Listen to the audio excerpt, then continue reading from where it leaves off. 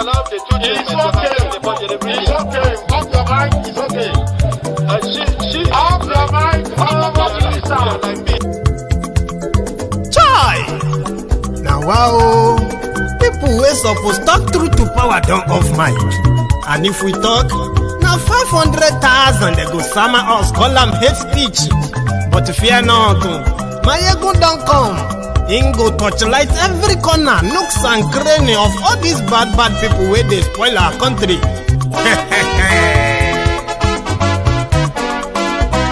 So my people make we laugh, oh, yo. My ego don't come, oh, yo. My people make we shout, oh, yo. My ego don't come, oh, yo.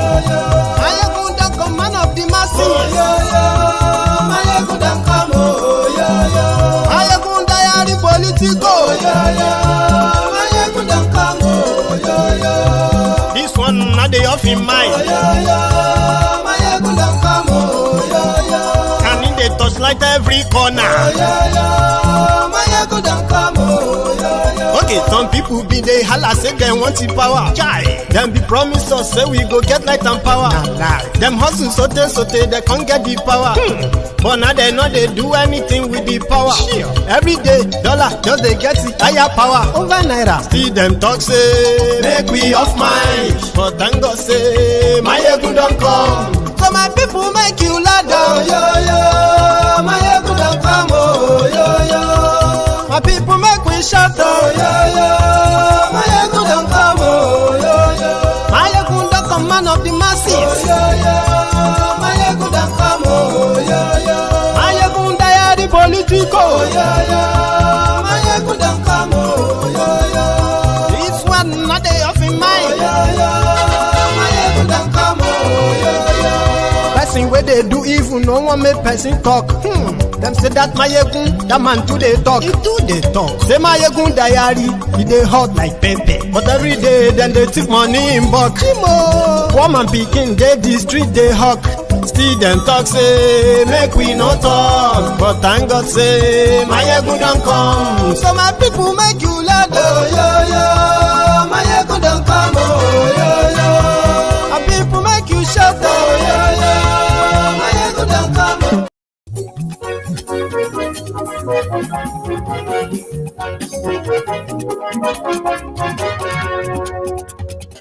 Hello there. Mayegun la wa mo la mo do. Mayegun diary, Mayegun number one. Mayegun la wa mo la mo do. Mayegun diary, Mayegun number one. Mayegun ti dé o, ọ̀rẹ́ ará yìí. Good morning to you, good afternoon to you, and good evening to you from wherever you are watching from. It is Mayegun Live. Yàrá sí Mayegun diary, Mayegun number one. àṣírí ọ̀jẹ̀lú kì í bò níbẹ̀ o. Mayegun diary, Mayegun number one. Read the caption of the broadcast as usual, all right? The description as well. It's not much, but it is loaded tonight. Then like the broadcast, share it, and relax. Mayegun diary, Mayegun number one. Godfatherism kò sí lọ́rọ̀ Mayegun. Mayegun diary. I don't know if I should call it good news or bad news. Ṣé o kẹ́kọ̀ọ́ lẹ́nu? Mayegun diary. Thiefnubu is not just a danger to Nigeria, just like Buhari was the foundation layer, the danger as well for Nigeria. Thiefnubu is more like a danger to the rest of West Africa. Tonight you will understand. Mayegun ti dé, ọ̀jẹ̀lú ẹ̀ súnra kì í. Mayegun ti dé. Àní ẹ̀ súnra kì í. Mayegun ti dé. If you have been following the developments in the region in the last 10 months, especially this broadcast is for what What would this have to do with Nigeria? A lot. No thanks to Thiefnubu that a lot are beginning to see. Is he a foreign asset? I mean, they have a lot of compromise on him.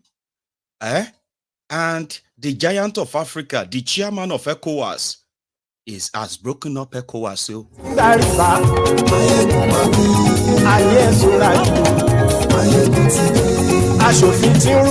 Thiefnubu, the archangel, is he the last man that will finish not just Nigeria, the effect that will spread all over Africa? Is this the beginning?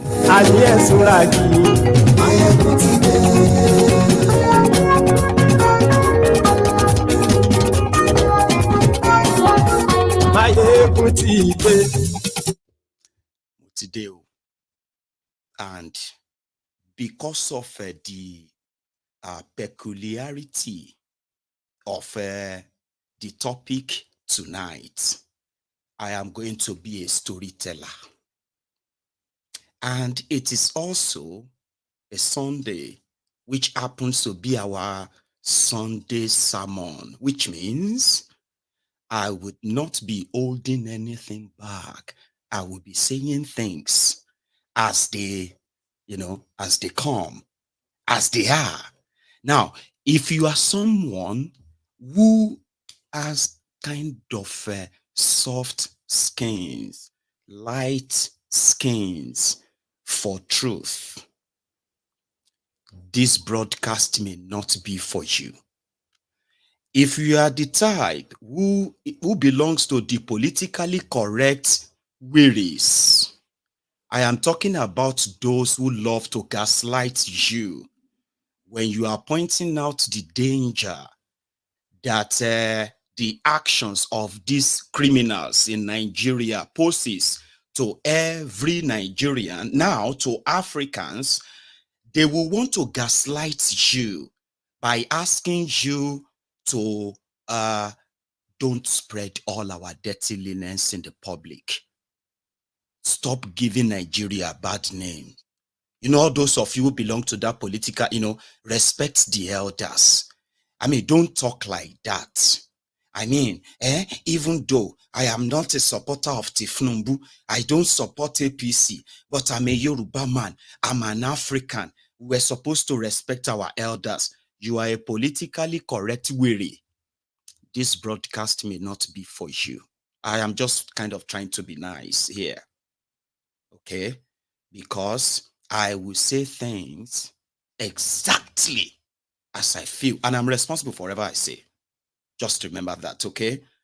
It is Sunday sermon. It is a no holds bar segment. So, like I said, I will be telling you stories because one of the problems that has been sort of diagnosed for Nigerians, young, old, educated, illiterate, it doesn't matter. It is the problem of a Stockholm syndrome. The ability to quickly forget the pain, unleashed or inflicted on you just the moment you survived it. Stockholm syndrome.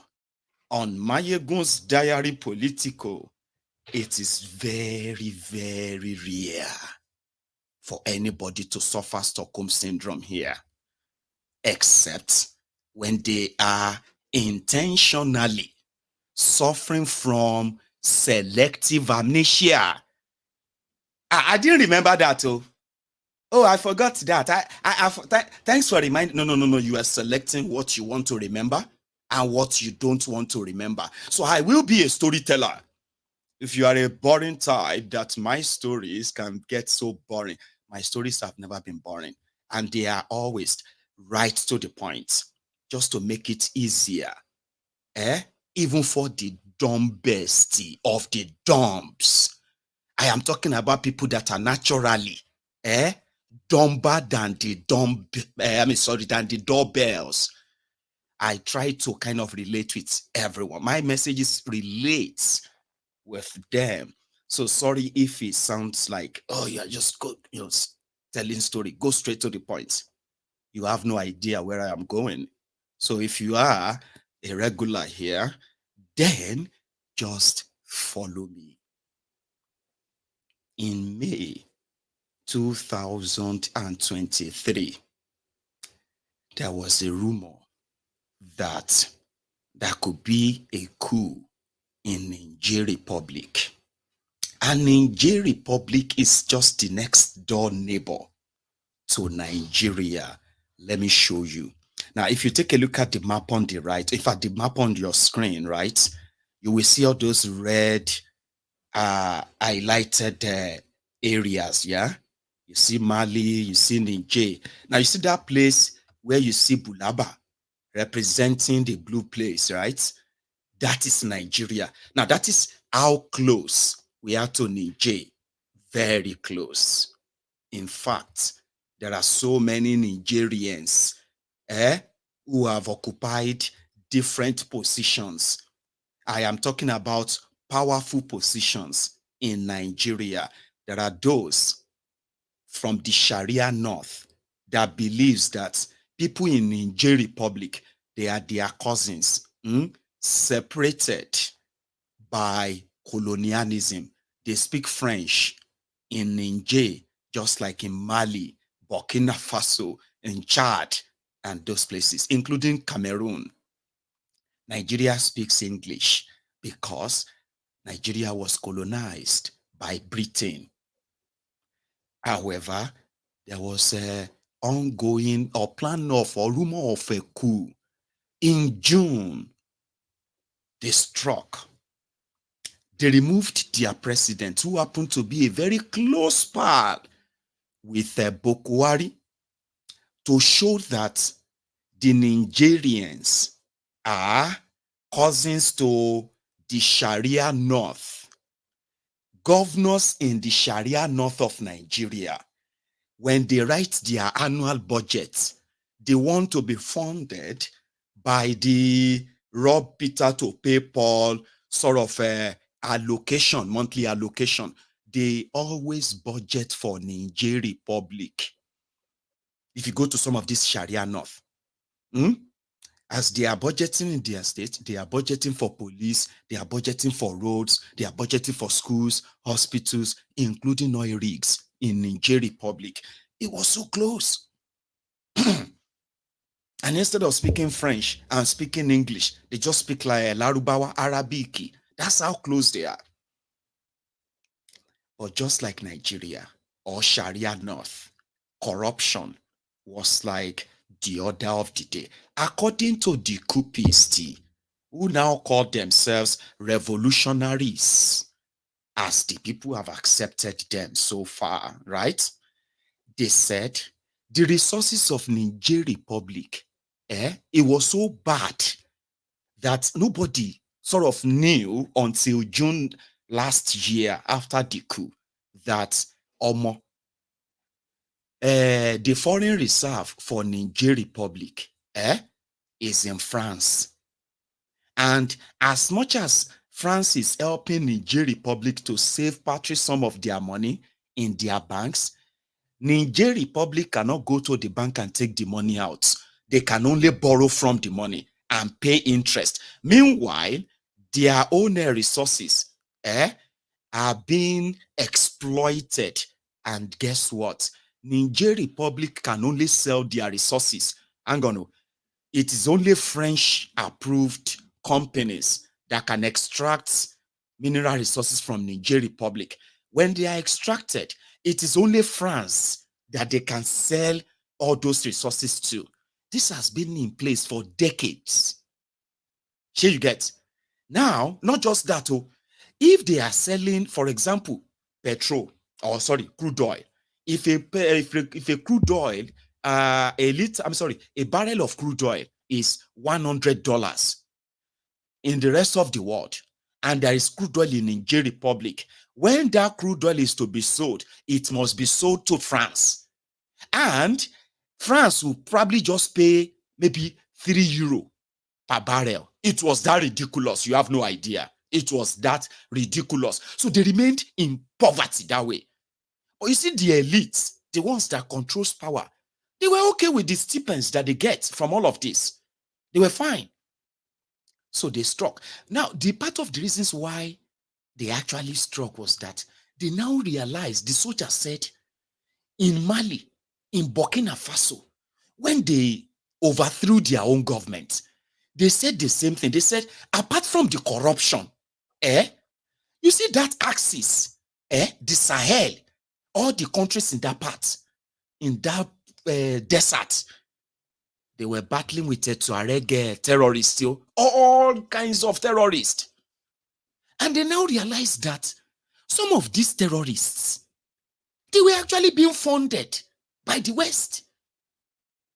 France, that is supposedly giving weapons to these countries to defend themselves. France, America, that have their bases in that axis.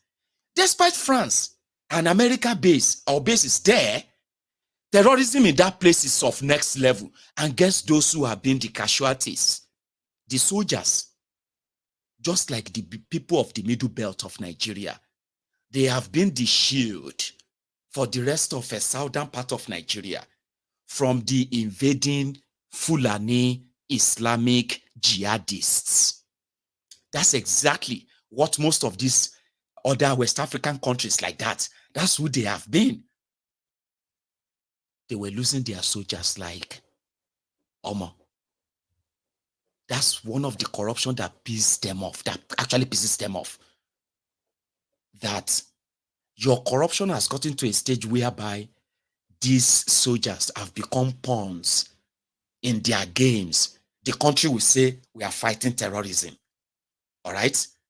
America will give weapons, Britain will give weapons, France will give weapons, and then behind the scene, the gun runners, when you go and look at them, okay, they are also from France, they are from, the same Europe and America. So at the end of the day, the terrorists are also having the similar weapons that they are giving to soldiers. It was pretty much like, oh yeah, kill yourselves. While you are busy doing all of that, yeah, the extraction and the exploitation of the mineral resources from all those places will continue unabated. So when the coup started, or when coup started in Burkina Faso, Guinea, in Mali, it was sort of like it's going to be a matter of time.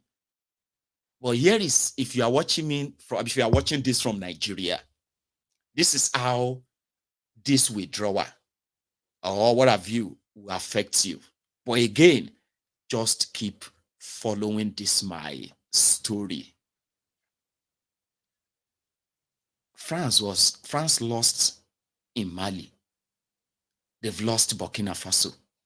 Guinea is gone. And here is Mali. One of the biggest countries in Africa. Surrounded by precious mineral resources that could make all these people wealthy, because their population is not that many. They are not many. But rather, they are wallowing in abject poverty. So, you see this corrupt government from all these West African countries, they came together and they said, we have to start what is called regional forces. That means we'll pull all our forces together from all these countries, including Nigeria, the supposed giant of Africa. Okay?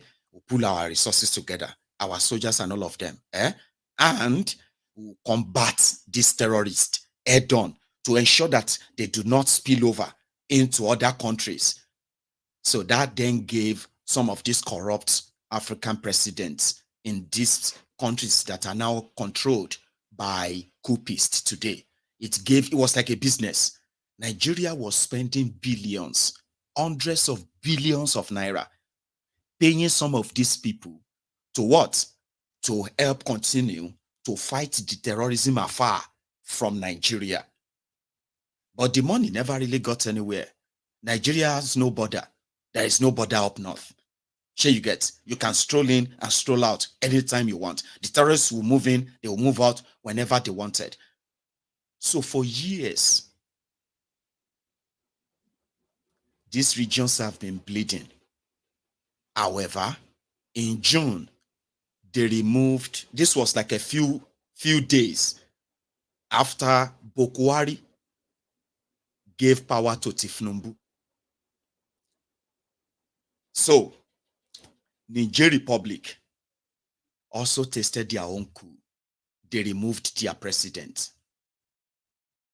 That was supposed to be like, okay, let's use diplomacy now. Normal, whatever is the business going on inside Niger, it should be internal business of theirs. We can only offer advice as the brotherly. The most important thing is to ensure that all those changes of government, they do not affect the fight against terror. Nigeria has a lot to lose. Nigeria has been bleeding economically and then, humanly too. So what price would you like to pay to fight and stop terrorism if you can? How many premium? What is that price that is so much to pay? But remember, Buhari was no longer there. Thiefnubu was there. Now, it's now there. And Niger Republic, they have arrested their president and his family. And they were going to try them for treason, for trading the lives of their people for money. Don't forget the fact that the guy also rigged himself like they rigged in Thiefnubu that was combating illegitimacy. So the guy rigged himself in. The guys who were protecting him removed him. Less than a year after. And that became the business of Nigeria. Without considering anything. They started pulling the button and the string of a compromised Thiefnubu. Remember, in 8 months, Thiefnubu has destroyed Nigeria, worse than the 8 years of Buhari. But they won't tell you that. In fact, it is also like an hard one to accept that they knew the destruction that Buhari did to Nigeria, Abi, and they possibly was supposed to have a plan. 8 months after that, Nigeria have sank to the point that people are now saying probably Nigeria is now more like 40 years backward. And guess what? All of the steps that Buhari took that brought Nigeria to these economic ruins, the decisions like giving immunity to terrorists, why the terrorism and the violence and the killings and the kidnappings are still pretty much active and ongoing. Terrorists could walk about with AK-47. At the end of the day, farmers were either killed, kidnapped, or completely sent out of their communities and farms. Nigeria collapsed. And these same actions and inactions of your government supposedly continues unabated. So, Thiefnubu will ruin Nigeria to the point that he would have to run away. Write that down. Yeah, write it down. Because in case if you don't understand what trajectory means, just continue to pay attention. Without any thinking, without any consultation, with no communication, Thiefnubu started the plan given to him. You must remove those people from that power and return that guy back to power. Bazoom. In Niger Republic, the people were celebrating the end of a thief. And they felt liberated with no consideration of anything. He was a ready and willing tool in the hands of his puppet masters. The people that have a lot to tell Nigerians and prevent this disaster. And the disaster has happened to Nigeria. Economically, you probably think you're still going to pray your way out of it, Abi, or you are kind of believing that Thiefnubu has some magic wand or some economic recovery that is going on that they are going to do, and then suddenly you are going to come back. Don't worry, you will find out soon. All these steps, incessant borrowings that continue to give terrible, terrible, horrible, horrible conditions, including devaluation of their own money, repeatedly again and again, World Bank. All these policies that continue to destroy Nigeria, all of them executed by Buhari, are now being completed by Thiefnubu, the man that the world watch Nigeria captured. I mean, they did see that, even though they probably would have expected Nigerians to do more than this talking that we are talking now. Like, oh, why didn't you just hit the streets when you felt like you didn't want this disaster? If you really understood what disaster this would be. Now, the disaster is going West Africa. They made the disaster the chairman of Ecowas. And suddenly he felt so powerful. He was going to do what France couldn't do. He was going to do what America couldn't do. At least Nigeria is the giant of Africa. How long do you think it's going to take to invade the Niger Republic and arrest all these guys and reinstate the removed president? Suddenly, it became an issue. Diplomatic role. You know what Thiefnubu did? He gave them another and he said, return that person to power, or there was, I mean, come on. If me and you could be so alarmed at the level of exploitation that took place in Niger Republic and all these countries that some of you are just discovering today, if you and I could be alarmed this much due to little information we have, right? Imagine the level of information at the disposal of Nigeria about all these things going on. But because they are all rogues and criminals, they would rather take advantage of it. How much money can we make from it? Thiefnubu did not make any consultation. He wasn't interested if they were the cousins to the Sharia North. You all remember, he just cut off their power. And this wasn't something you have to do. Giving them power is like sharing something through a bilateral treaty. When they came together, I think it was about 47 years ago, when they came together to start Ecowas, it was it was completely for economic reasons. Okay, so let me explain that to you. There are about 12 countries or so in Ecowas. And that's, you know, that Ecowas, what do you call it? Abbreviation, is Economic of West African States.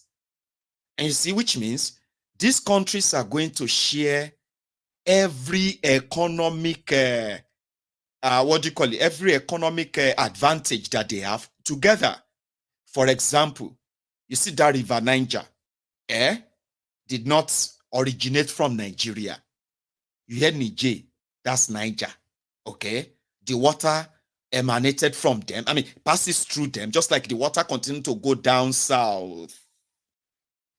And just like when you have drainage, your gutter, and the drainage water, you know, like rainwater is currently like, you know, the flood is currently passing through that your drainage and is going on like that. You know, that force that water uses when it passes through drainage. Woo! That's exactly what River Niger is. So that's exactly what they tap from, the current of that water as it is flowing down south. That was the water they dammed, okay, to build Kainji. And that is the current they tapped to generate electricity in places like, I think, Shiroro or Kainji. And in that treaty is that Niger Republic will not build the dam. Because if Niger Republic build a dam, they will stop the water. There will be nothing called River Niger to generate electricity from. So to now, and this same water did not stop in Nigeria. It flew straight into the ocean, including to the west, like Benin Republic and all of them. So in that treaty of Ecowas, it was, they were all, Nigeria will build the dam, but Nigeria will share the electricity with all these countries, and they will pay Nigeria for that electricity that Nigeria gives to them, instead of Niger to build it and deny Nigeria the dream of any sort of hydro dam or hydroelectric whatever. Now, a lot of you may not know the significance of this. Thiefnubu didn't give a damn. He cut off the electricity. Now, Niger can actually dam the water now. It's their water too. They can dam it, and you can forget all your hydro powered electricity generation or generators. Thiefnubu didn't think of that. Boom. Nearly a year now, they've cut off their electricity in Niger. Thiefnubu cut off this transnational transactions. You know, those trade whereby if you are trading between Niger and Nigeria, okay, so to make it easier for both of the traders, okay, so there is this, payment mechanism or payment system that works within this region. Thiefnubu cut them off. So yeah, what else is their purpose in the Ecowas anymore? So they had to leave them that is the plot. Weaken them. If you weaken them, their people will begin to complain. So all their hospitals, they had no electricity. Their schools, they had no electricity. For a long time now. And it was because of Thiefnubu. That is declaration of war on its own. But all of this, they were doing that just like they did with Russia. When they would say sanctions, economic sanctions against Russia. Thiefnubu was not thinking about the joint forces put together to prevent the influx of terrorists into Nigeria. Because that is their destination anyway.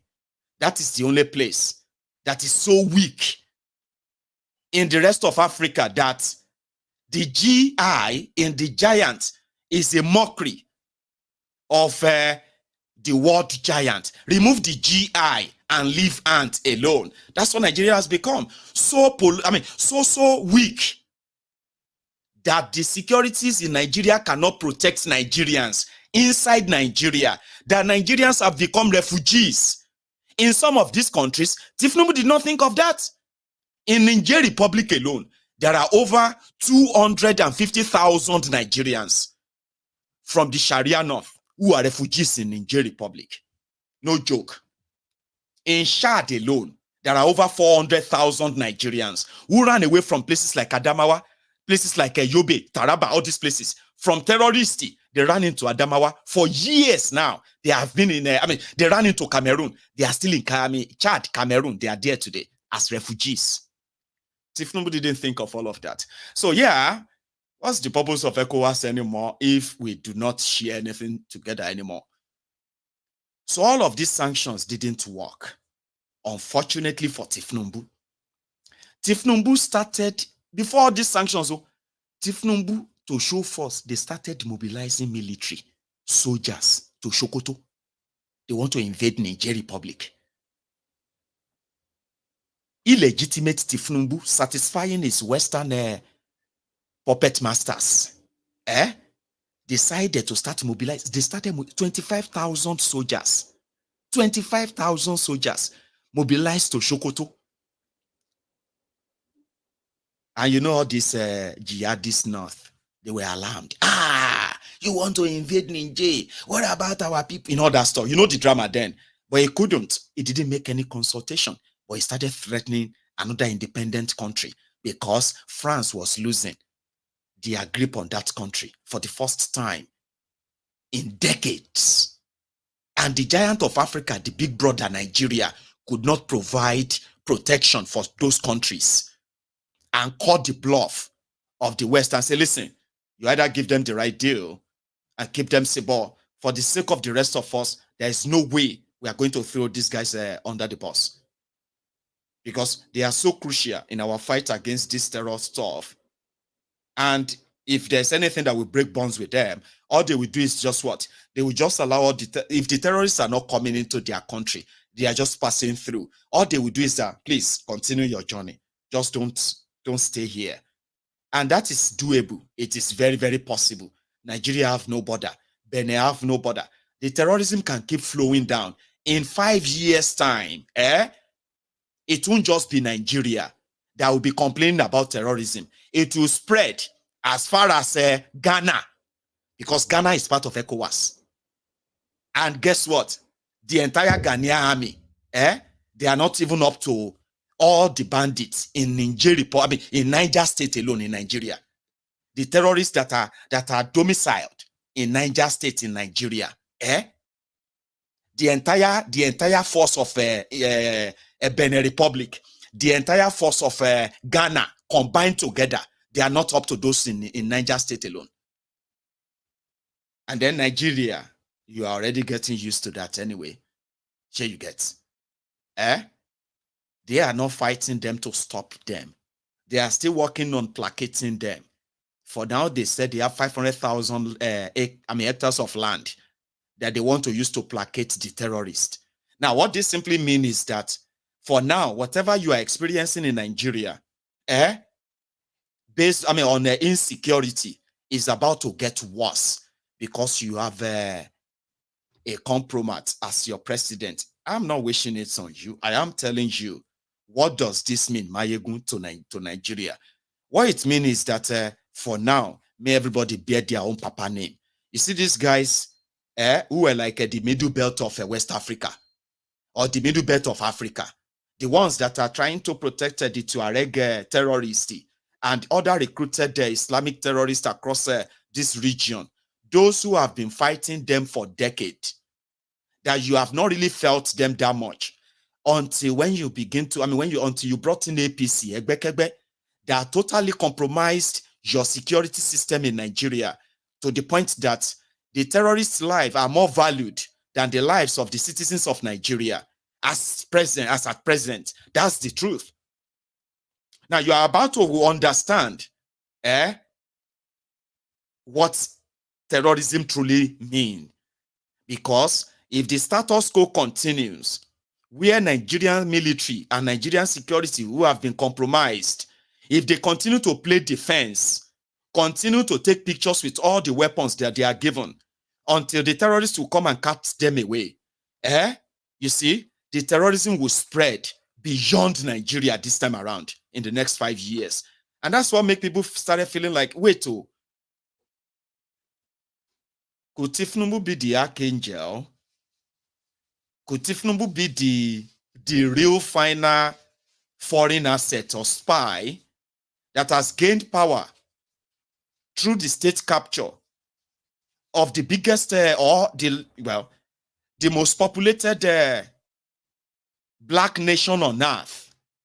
And his job is to begin to weaken the region, weaken his country, and expose all of us to whatever danger that is going to befall us in the coming years. You see, conspiracy theories can be right. And when you begin to piece all these together, they don't make any sense. Because what exactly? 8 months, Baba, 8 months.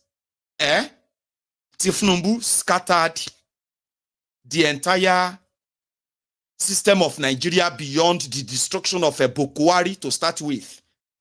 In 8 months, Baba, Thiefnubu destroyed nearly 5 decades old organization that was put together to strengthen the Western Africa. Something that was supposed to strengthen the West Africa. In 8 months, Thiefnubu scattered everything. And right now, everybody they bear in Papa name. That is where we are at now. So what I'm going to do next is that I'm going to kind of take you to go and see these guys and what they have been up to. Okay? You may not understand French like me, but in one of their broadcasts, it was a little bit subtitled, just for your own sake, right? Après 49 ans d'existence, les voyants peuples du Burkina, du Mali et du Niger constatent, avec beaucoup de regrets, d'amertume et une grande déception, que leur organisation s'est éloignée des idéaux de ses pères fondateurs et du panafricanisme. En outre, la CEDEAO, c'est l'influence de puissances étrangères. Trahissant ses principes fondateurs, est devenue une menace pour ses États membres et ses populations dont elle est censée assurer le bonheur. En effet, l'organisation n'a pas apporté assistance à nos États dans le cadre de notre lutte existentielle contre le terrorisme et l'insécurité. Pire, lorsque ces États ont décidé de prendre leur destin en main, elle a adopté une posture irrationnelle et inacceptable en imposant des sanctions illégitimes, illégales, inhumaines et irresponsables en violation de ses propres textes. Toutes choses qui ont davantage fragilisé les populations déjà meurtries par des années de violence imposées par des hordes terroristes instrumentalisées et téléguidées. Face à cette situation qui perdure, leurs excellences le capitaine Ibrahim Traoré, le colonel Assimi Goïta et le général de brigade Abdourahmane Tchani, respectivement chef d'État du Burkina Faso, de la République du Mali et de la République du Niger, prenant toutes leurs responsabilités devant l'histoire et répondant aux attentes, préoccupations et aspirations de leur population, décident en toute souveraineté du retrait sans délai du Burkina Faso, du Mali et du Niger de la communauté économique des États de l'Afrique de l'Ouest. Après... So, they said this Ecowas does not protect their economic interest. They have become the puppets for the puppet masters who are now teleguiding terrorists that are indeed continuing to destroy these nations. But yet, when these few countries stood up against their own corrupt governments and took their own destinies in their own hands, instead of all these West African countries to come around and honor their own treaties, they violated their own treaties because Nigeria told them they could do it. ECOWAS was going to attack Niger Republic, but Nigeria was going to provide the soldiers. So it was Nigeria that was going to attack Niger Republic. Nigeria, under Thiefnubu, made enmity out of a Niger Republic, right? And that has led to this. I will read the text of what you just, sort of watched. So word for word. According to them, it's a joint communique from Burkina Faso, the Republic of Mali, and the Republic of Niger, eager to achieve integration between the states of the sub-region and driven by the ideals of brotherhood, solidarity, mutual aid, peace, and development. Their Excellencies General Abubakar Sagole Lamizana, General Amimosa Toure, and Lieutenant Colonel Seni Kunche, respectively, heads of state of Upper Volta, current Burkina Faso, Mali, and Niger, created with 12 of their peers on May 28, 1975 in Lagos, the Economic Community of West African States, ECOWAS.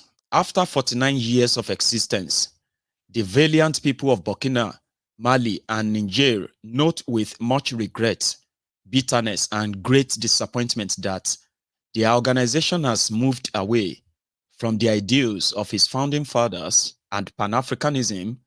Furthermore, ECOWAS, under the influence of foreign powers, betraying its founding principles, has become a threat to its member states and its populations, whose happiness it is supposed to ensure. Indeed, the organization has not provided assistance to our states in the context of our existential fight against terrorism and insecurity.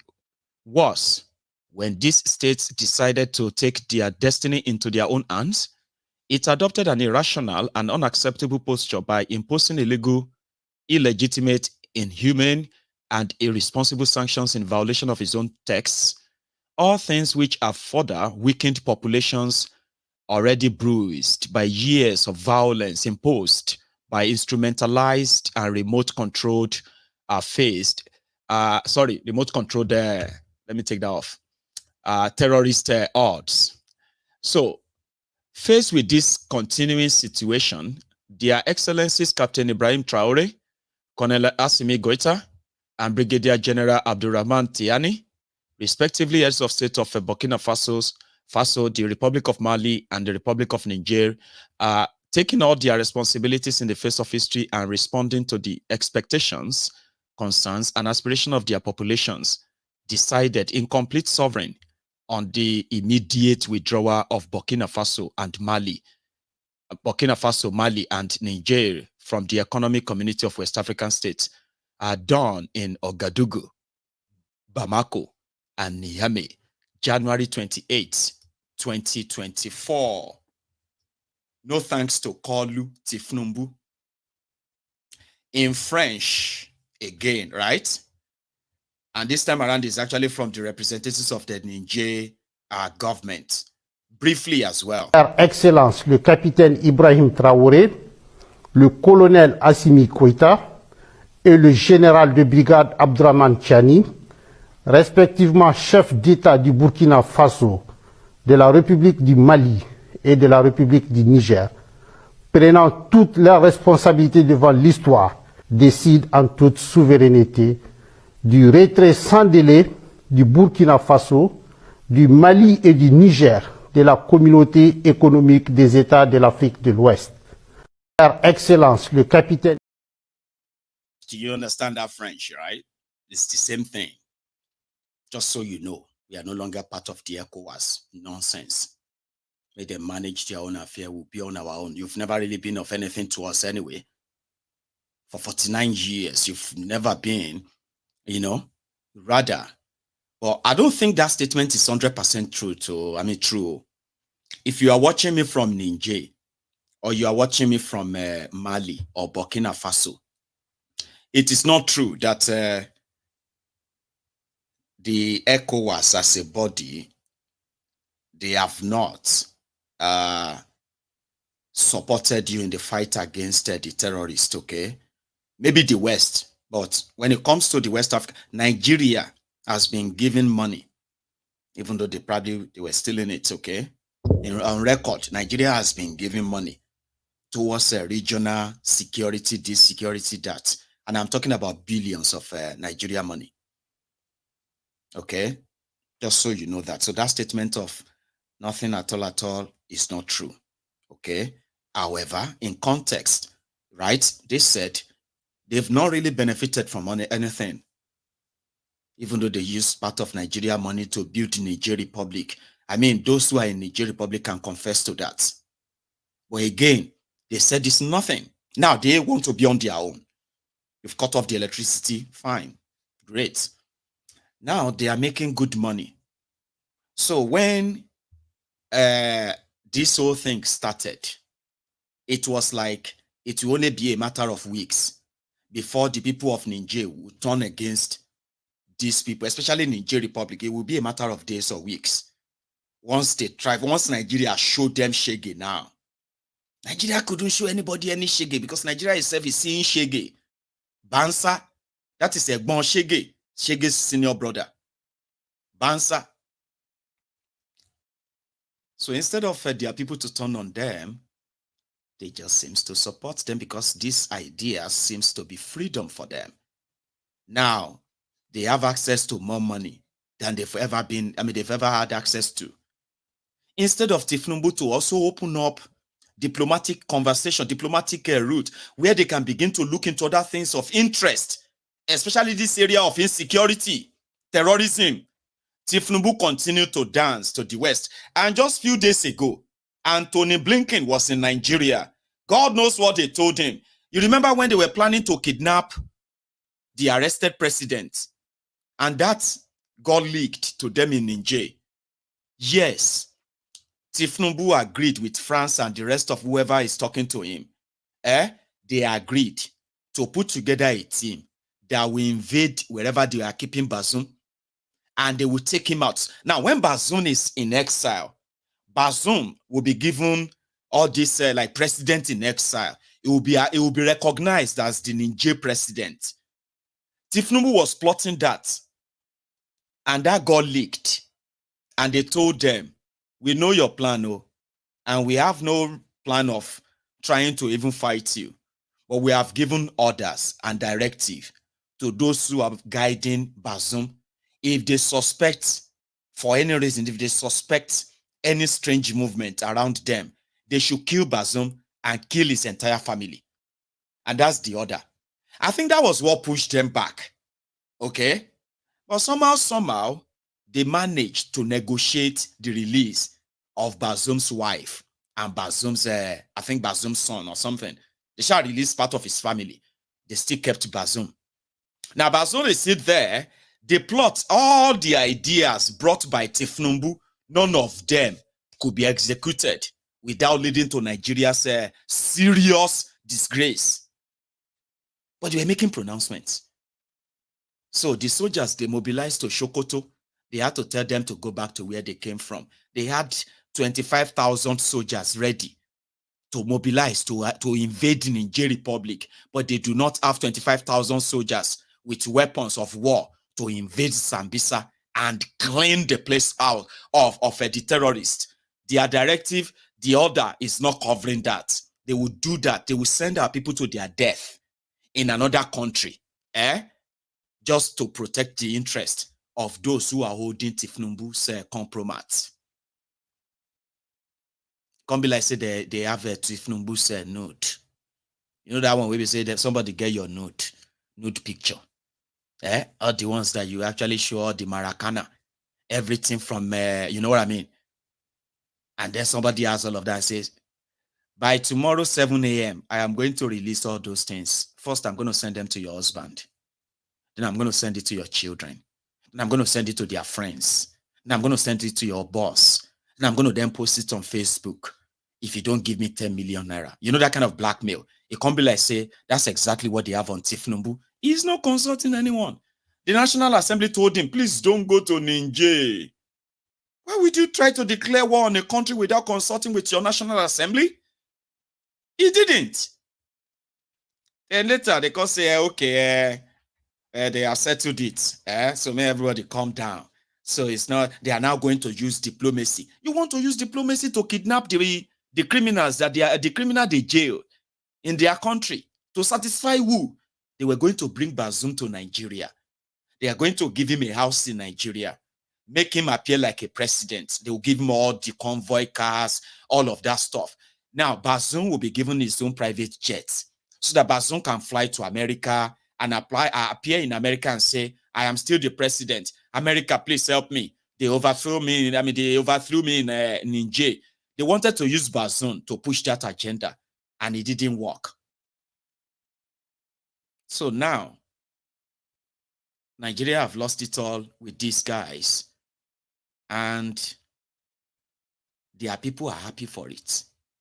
It's like a freedom. I have never been to Niger Republic, but honestly speaking, it's just like an extension of another Nigeria. I won't lie to you. I mean, it's easier to kind of feel that way. It was like a freedom. I'll show you.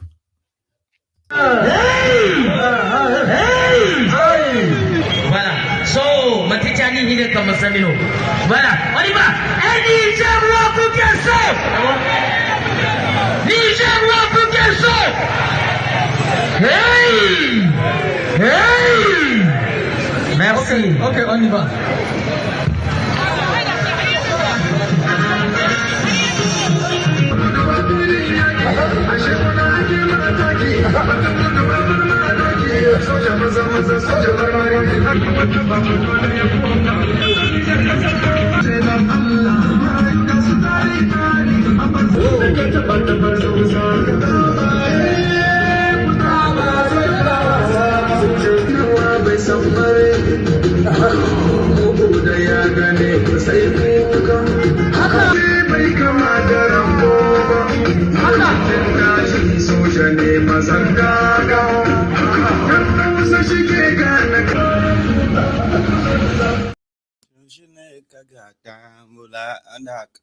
Okay. I told you it's like the northern Nigeria, right? Here is another one. the way they took the news. Like, finally, we can't bother ourselves about this. We are now like enemy nations to all these places. Thiefnubu became the chairman of Ecowas. 7 months after that, Ecowas done pieces. Thiefnubu became the president of Nigeria in 8 months, right? The destruction did by Buhari in 8 years only took Thiefnubu 8 months. It destroyed the Naira. It kind of further legalized the corruption. All this in 8 months. Oh, Nigeria national grid itself has kind of dwindled as well, right? I mean, like, what is it they haven't done? Terrorism has skyrocketed. In fact, they also already nationalized the ransom payments. Have you not noticed, right? So, person enter Ecowas, tear Ecowas apart, and you have no idea what is still going to tear apart. Back to Niger. See how they receive the news.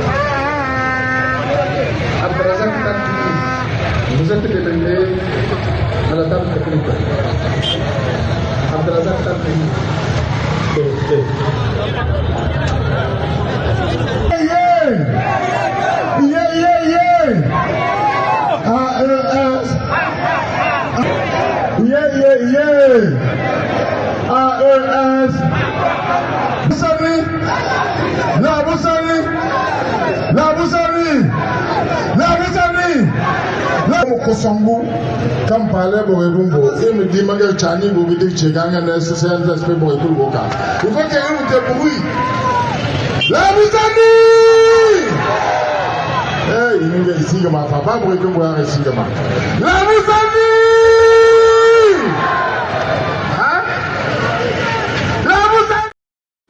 Now, the people where Thiefnubu won't go, this is the people that Thiefnubu decided to break everything that is on his way.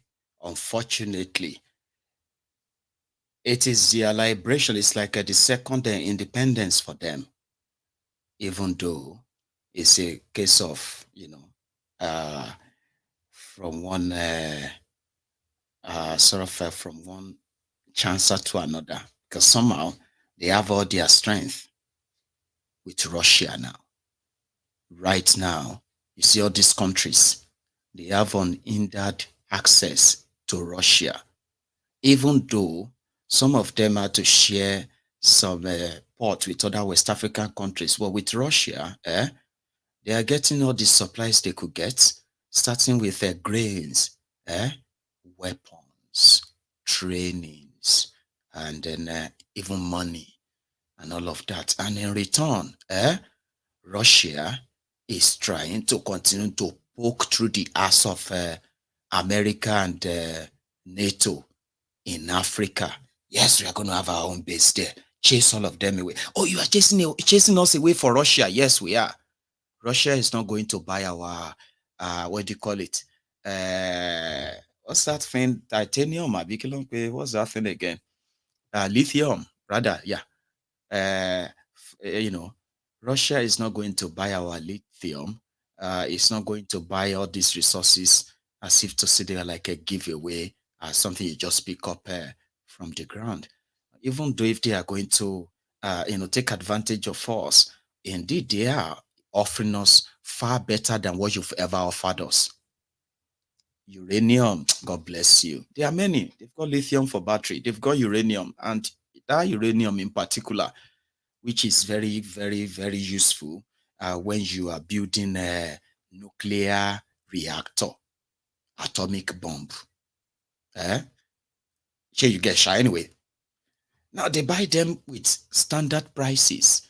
The money comes straight to them, where they have to exchange, instead of taking money, exchange them for other things that they need. They were getting all those things with respect.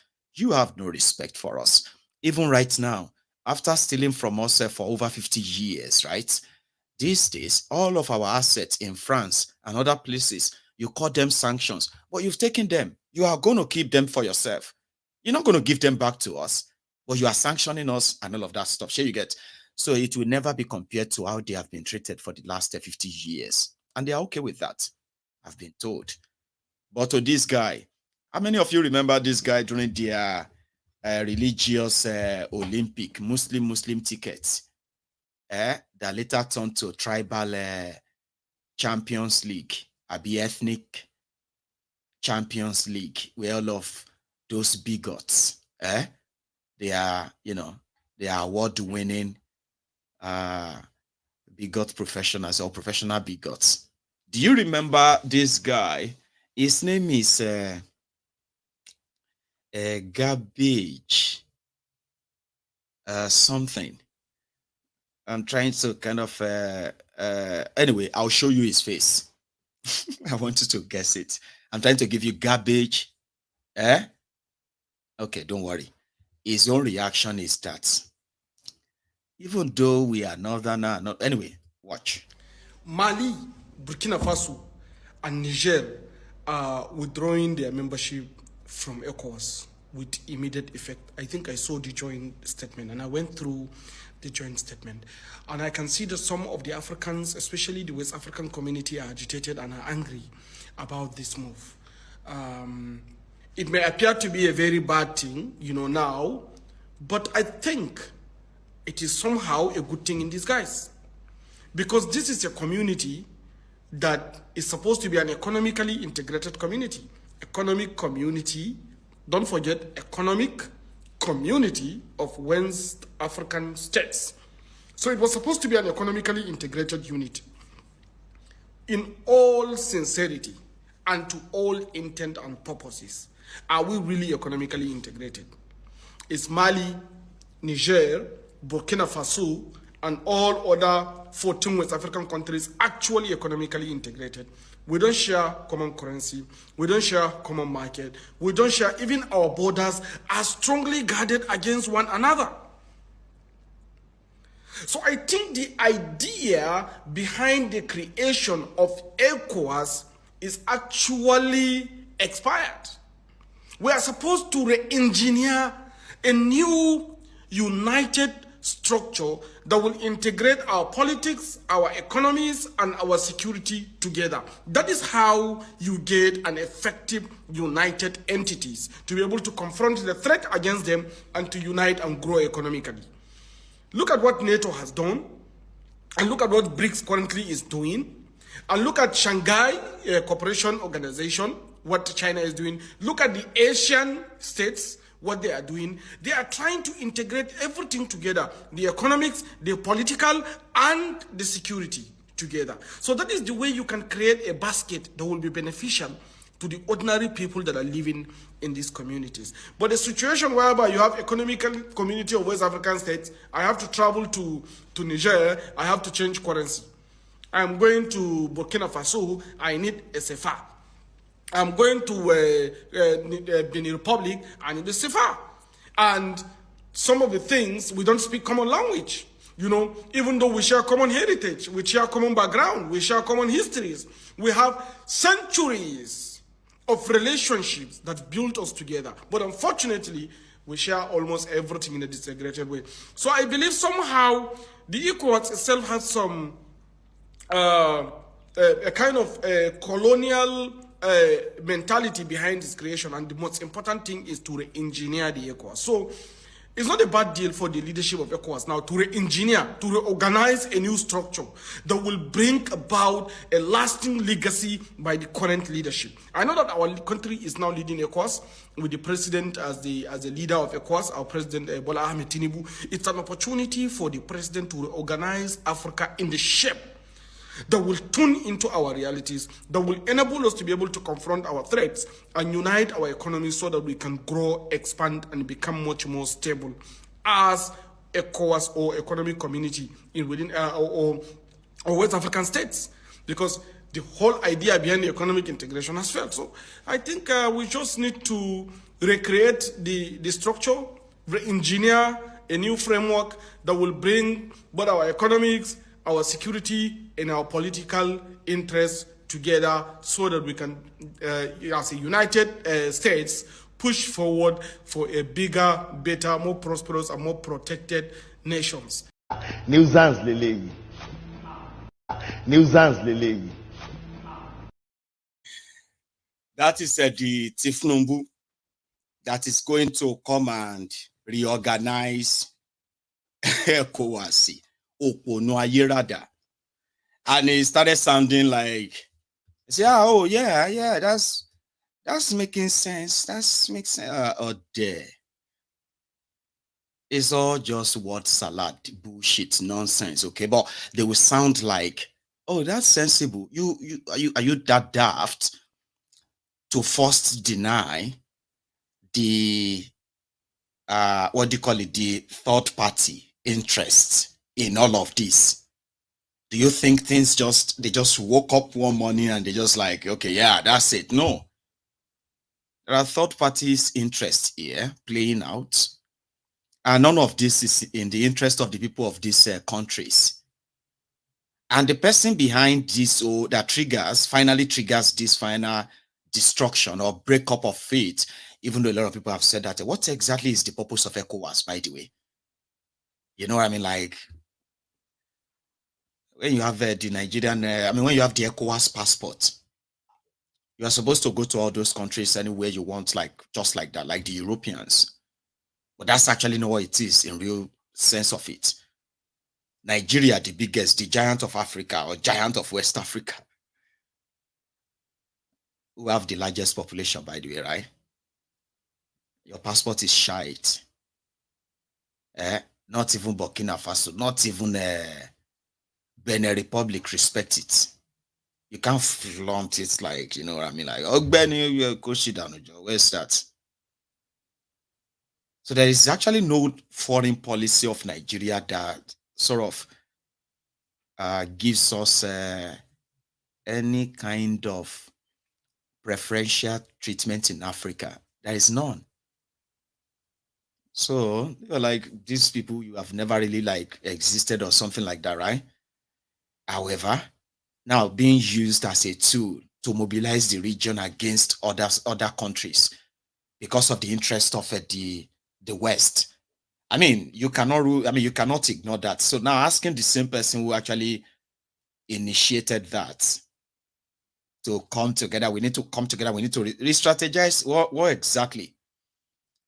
There's something called treaties. Countries respect countries and they respect their sovereignty. And when they have treaties together, these bilateral treaties, right? They are like the bond, the awards. We will never do this against you. You will never do this against us too. Wherever there is anything that is coming against us, you will do everything to protect us if you are aware of it. We will do everything to protect you if something is coming against your country. Those are the treaties, like the bond. They are between countries. They are not presidents. These are not treaties between presidents. Yeah. They are between countries. They outlive president. They outlive governments. And if you terminate them simply because your friends in the West are telling you that, you that have no soldiers to defend your country, now you have enough soldiers to invade another country. So how do you then come back and say, yeah, we want to reorganize? Reorganize what? And he said something about language. He said something about this. In Europe, they don't speak the same language. And that is why they are countries. Do you understand? Even though the languages you are we are speaking in these West African countries are also from Europe. French, Portuguese, English. Abi? And I think there's no German speakers in West Africa. I don't think so. But I'm just saying, in Europe, if you go from Germany, you will know this is Germany. They are speaking German. When you go to France, these are French people. They are speaking French. When you go to Britain, you see these are English or British. They are speaking English. It's the same thing when you now say, okay, these are the Burkina Fasos. They are speaking French.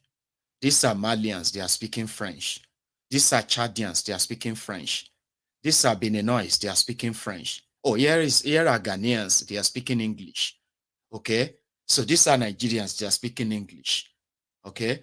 Oh, these are Cameroonians. They are speaking French. Now, when you get to those borders, right, you know the language they speak.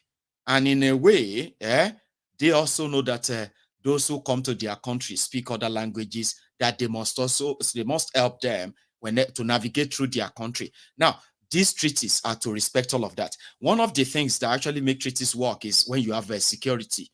That's so crucial. And insecurity has no language. There's no language, you know what I mean? That they will say, oh, this is the language of the criminals. Crime has no language. It just has the people who carries them out. And you get to punish them according to their crimes. That's why you have government, Sabi. So all these things were kind of sorted, like those guys said, since 1975, 49 years ago. Respect our sovereignty. Respect what we do in our country. And listen, if there is a change of government in our country, and as a diplomatic, what do you call it? As diplomatic powers, the least you can do is to offer support and guide, not to threaten them. When you threaten them, you threaten their country. When you cut off their electricity, you declare war on their country. You can't turn around and say, why are they doing this? You've cut off all the ties. Are you going to now come back and say, okay, we're going to put your electricity back? Oh, we're going to let you continue what you are doing. Now, we're not going to, like, what should have been done? And that's why somebody said they should remove Thiefnubu. And another person was like, do you think that's not, that's actually really possible in what Nigeria has become? It's not possible, of course. Or removing Thiefnubu may not be through impeachment. See this guy? So why would you think that the possibility of an impeachment exists at all for the president before 2027? Well, I have to be hopeful that the National Assembly members will do what is right for Nigeria. And what is right for Nigeria is that this administration cannot stand. The rate of insecurity, the rate at which the economy is going, all the policies that this president is taking.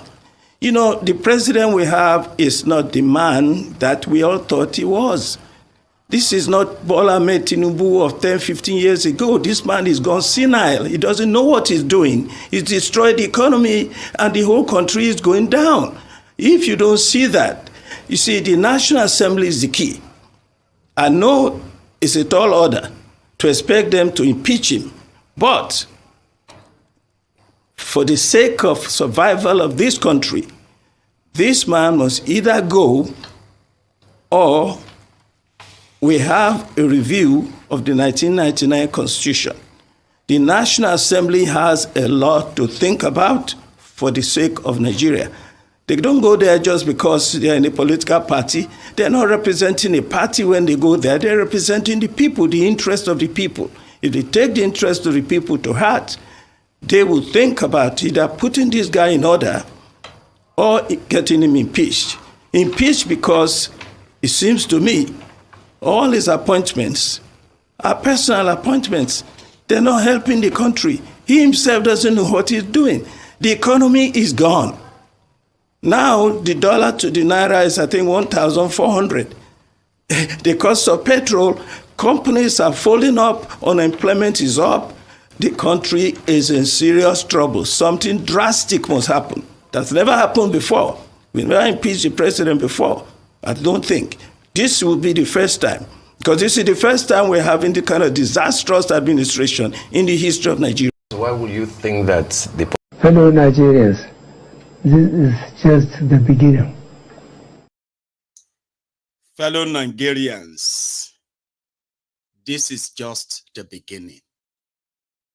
Yes, it is. Now, I am not sort of really happy being the one to remind you of this almost every evening. I'm not really happy. But you need to be reminded every minute the danger and the disaster that Thiefnubu and his gang represent, so that when you, for any reason, encounter those, you are not going to blame it on village people. Somebody sent me a message and said, "Ha, Mayegun, something has happened to Nigeria. And from what you have been saying that it is still going to get worse, I am worried. I am worried. I am actually worried." I said, "What happened? Why are you so alarmed suddenly?" And he was like, "Baba, a professor in 2011 was being paid 425,000 naira salary. And back then, with the exchange rate of 155 naira, a professor in Nigeria was earning over 2,650 naira. $50 converted."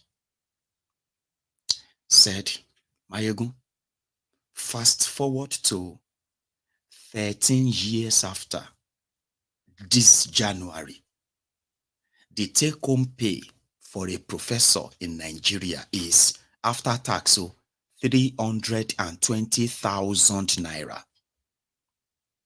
And Mayegun, do you know what that is in dollars?" I said, "What?" He said, $250.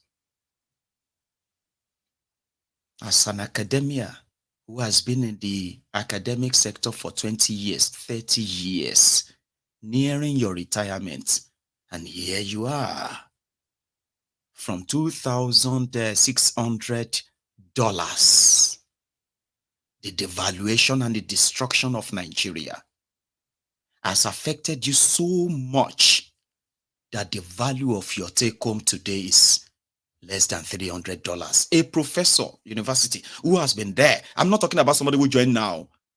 I am talking about those who have been there for years. Do you see that depreciation?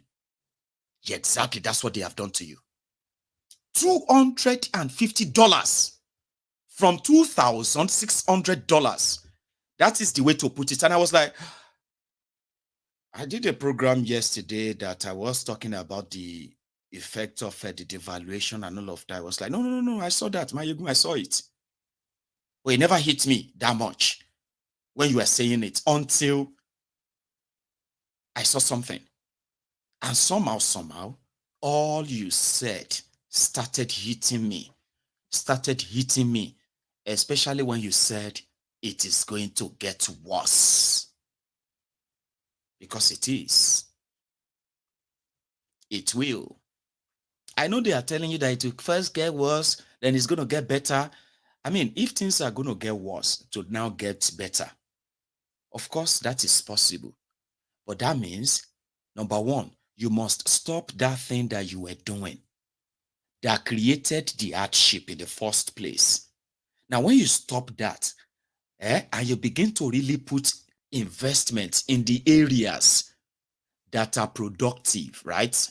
So gradually, it will begin to come down. Since them born you, anything will go up in Nigeria ever come down? I don't know how old you are. Even those of you who are Indomie generation, from inside Bele, una don dey shout up NEPA. Some of you today, you have your own children. You are parents today. Your children are still shouting that up NEPA. Talk to me. Since you were born, since you have, since I was born, now that I am older, I don't know, I can't remember that song, but something came to my head. I couldn't put it together. Since you were born, has anything gone up in Nigeria because of something, and then they begin to go down? Me, I have witnessed that in the UK.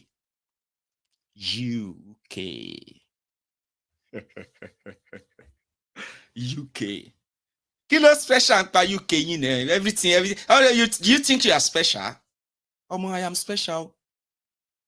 I mean, at least I did not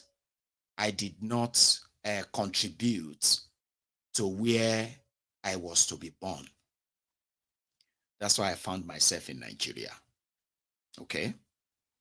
But after 28 years of my life in Nigeria, then I found myself in another place.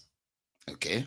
Then I now realized that all of the hardship they unleashed on us, they were all completely intentional. Okay. And so I have experienced things that the Nigeria criminal leaders have left in your dream world. It shouldn't be like that. Oh, it is not my fault. Oh, maybe it is not even your own fault too. Apart from those of you who are enablers yourselves, right? It may not be your fault. But since I enter UK, I kind of don't have to pray for electricity to be on. I do not have to worry about paying for my health care per se, or that of my family.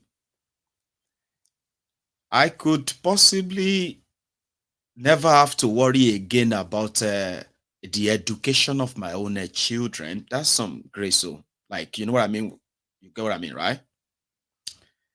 And also in the UK, I have seen things gone up and they came back down.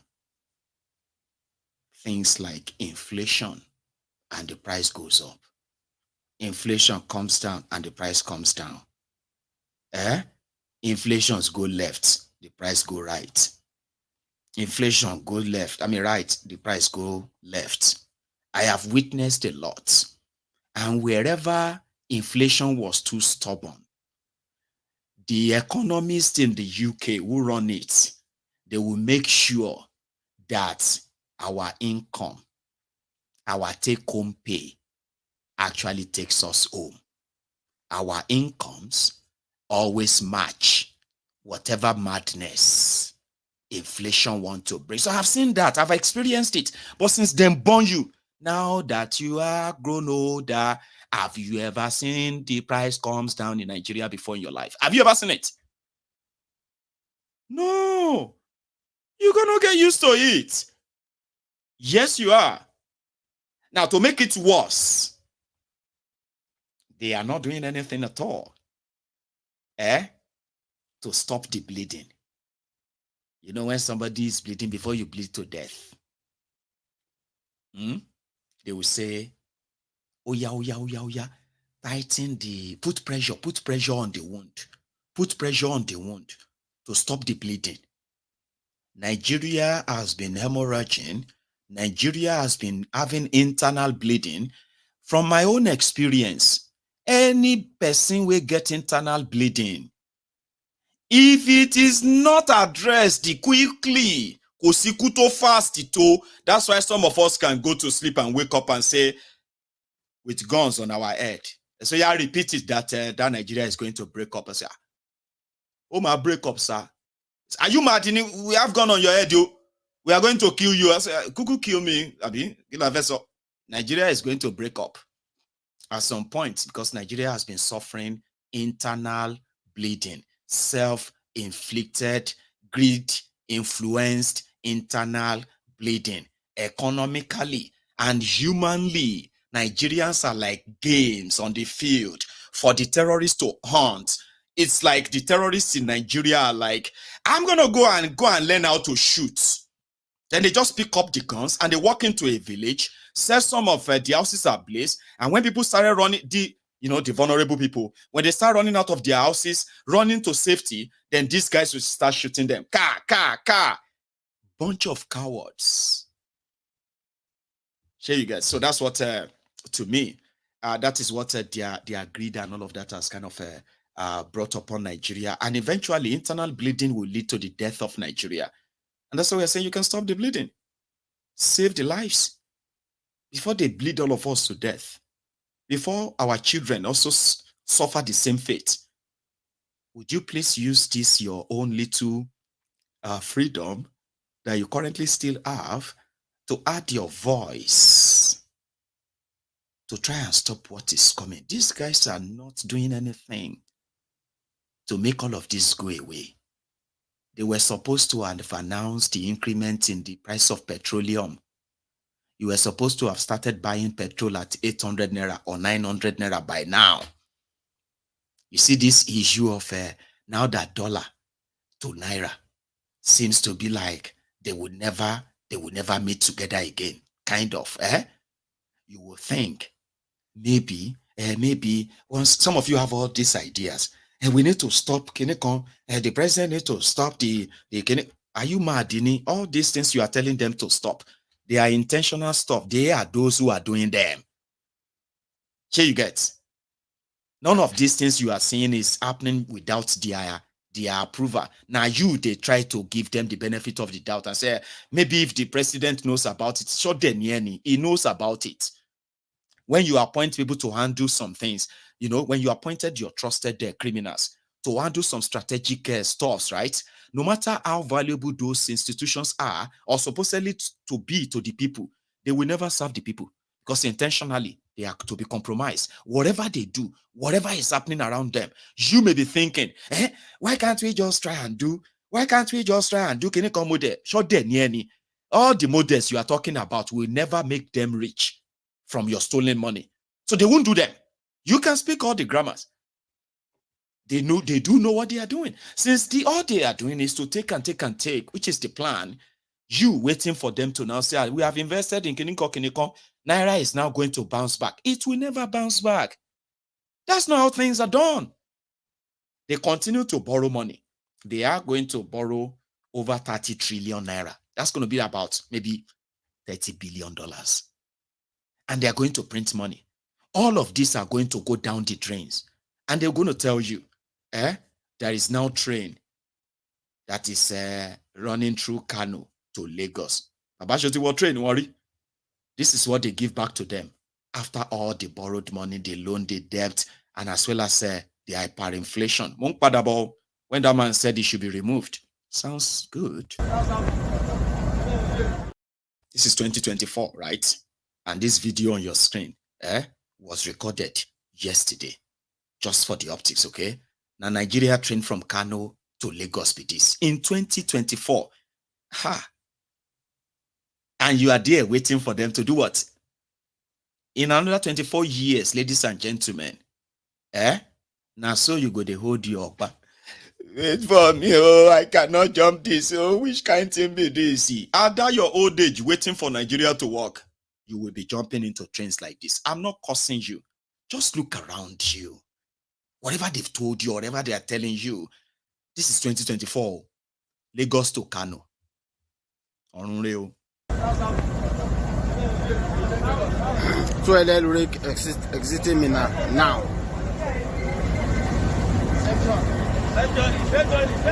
It's 51.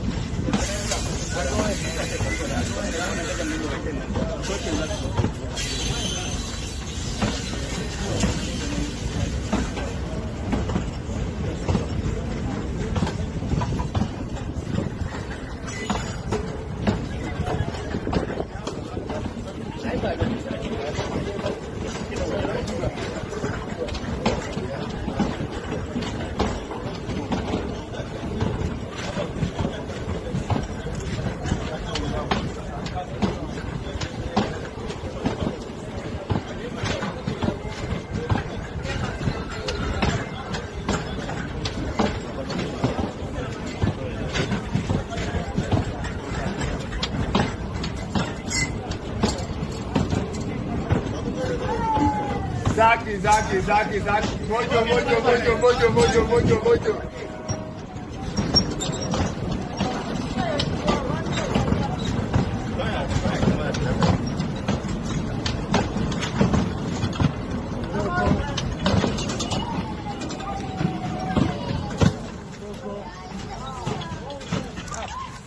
Safe journey. That's the kind of train that you are going to enter, and you would have to call your family members and say, hello, I just wanted to let you know that we're about to leave Kano now to Lagos. But just in case if we don't make it to Lagos, right, I have this so amount of money somewhere, and I'm owing so person as well. And the other one, you know what I mean? Like, you begin to tell your people, because that's the kind of train that even the bandits, energized bandits, can run after it. If you get to, there's a particular place when you are traveling to northern Nigeria, or you are traveling down, right? I think it's somewhere around the Niger, that same place, right? And Omo, is this hilly climb that the train locomotive will have to struggle to climb. People who usually travel by train to northern Nigeria, they will understand, they will remember this part. I've never been, but I have read about it. So you can tell me, okay? So they said that when they get to that particular spot, before they get to that particular spot, like 2-3 kilometers before that spot, that hilly, right? The train will now increase its speed because it has to climb it with speed, or else it will get to a point, and the train go to do reverse by itself. Tell me, how many of you have been to northern Nigeria, or if you have been to southern Nigeria on the train? You know what I mean? Like, train feel roll back, you go to praise your more, and everybody go to do, go on, you can do it, and it will be like, the train will be crying, struggling.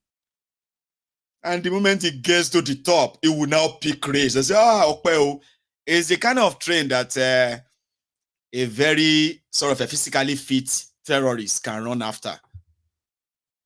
Just like, hey, leave us alone, no, we are inside the train, no. And the terrorist will be like, don't worry, I'll catch up with you and I'll stop you soon. Don't worry. I said stop. You don't want to stop. Okay. You think you are running. Look at you. I can run past you. That's the kind of train. In 2024, but it is me. Why you gonna let us talk good about our country? Our leaders are trying. It's just that some of them are bad. That is one politically correct way. Who would love to sound like, I love Nigeria. I love Kenika. Olodo. Love Nigeria. Love Nigeria. Keep lying to yourself. I know saying all of us are in this mess. We are not doubting that. But we need enough of us to probably feel ashamed of what these guys have done. You know, when you feel ashamed, sometimes you just feel like, I'm going to stop it. I'm going to stop this now. This cannot continue again. I'll waste, you know, that stuff, right? So we need people to get angry for a right reason, because our future is at stake. 8 months, about 8 months, hey, Agolo Gari is 80 naira. And all of you are buying it and eating. They are selling, what do you call it? 1 egg for 150 naira. Abba. Like when family planning. When we say all the chicken, they do family planning. we've seen that only one egg a month that they lay. It's not because of that. It's because people can no longer afford that, since the food they are giving to chicken is more expensive than the food they are giving to human being. So a human being that will now eat chicken we don't eat expensive food, automatically turn it into an expensive chicken. If he lays an egg, it's not like it's a golden goose laying the golden egg. It's still the chicken laying the normal egg, but it's an expensive one. Today, food or diet not the balance again. Everybody is now eating just to kind of hold the stomach together, so that the worms inside of you will not be eating themselves. And before you know it, they'll begin to eat your intestine. Abi? And you are buying it. I remember when they said that, I went somewhere. This is not funny, by the way. It's just kind of something I don't know if I've shared that with you, right? I think I went to London, and it was, my hotel was paid for by one of my fans here. And when I checked the receipt of how much he paid per night in this hotel, and I was also traveling with my friend at the time, and I checked the whole receipt and I was seeing like about 600 pounds. I was like, why would you pay 600 pounds for 2 nights for 2 of us? Like 300 pounds, like, Baba. I was like, no, Mayegun, you are more than that. Mayegun, no. Mayegun, you don't know yourself. I'm so happy that you came. All that stuff, like all this stuff for me. I was supposed to feel cool and say, man, they sleep inside one room where they pay 100 pounds a night. I won't lie to you. I can't say it is the money. It's not my money. Or maybe a lot on my mind. I just found out that I kept thinking about that money, and somehow I couldn't really sleep. Like I said, it's not funny, right? It happened, and I bet the person is even watching. I couldn't sleep. I was like, no long by yara, 45 pounds a night. Is it not just, is it my house? Is it not just to sleep? And we are two, even though we are not, we don't, let me say we be gay or anything, or sure you get, like, we are friends, and we are just going to have 2 nights, right? We can sleep in the same room. Why would you spend 600 pounds? Like, I felt like I was robbed. And even if it's not my money, I felt like it was robbed. It was the one telling me that, Mayegun, forget. Mayegun, you don't see. I can do more than. I said, Papa, no try them all. No, they try. They ask me sometimes, okay, please ask me before you do any booking, okay? Like, come on, man, I'm just Mayegun. So don't attach too much to it. Sure you get. I beg. You cannot be spending like that and then they're making me to lose my sleep. Inside what do you call it? Inside the like enjoying what you. So I was just kind of talking about what money has become today in Nigeria, so to say, that you have to spend that much to even feed. Imagine me buying Gary 18 naira per cup. I can't make a bar. And then you can come in, can't be like, say, Baba, morning, morning, ke. Gary 18 naira. I'm not going to use and do a lejo. You be like, say, you did, Baba. Left. Oh, morning.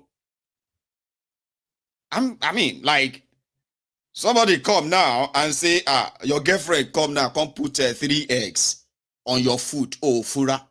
You want to cover 400 naira. And 450. So if your girlfriend come in and just joke or you need to begin to ask questions. Because if you give me something like that, I may lose my appetite. When I begin to pair the prices together and say, hey, no food. And it's still going to get more harder. People are supposed to go back to their farms and grow food. Help the local production of food. They were supposed to be investing in the energy sector, where, a lot of people survive on this. Businesses survive on this energy. They are not doing anything. They are just talking. Adebayo Peculiar Mercy, Penkele Mercy is the current minister of darkness in Nigeria. And everybody just kind of have to learn how to live with it.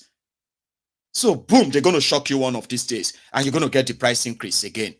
Petrol is going to be 1,000 naira. Hey, we no go agree. We no go agree. They no want Tinubu well. I say, okay, they don't reduce them. Because the bottom line is this. I told you, in their way of saying they are floating naira, you are floating naira.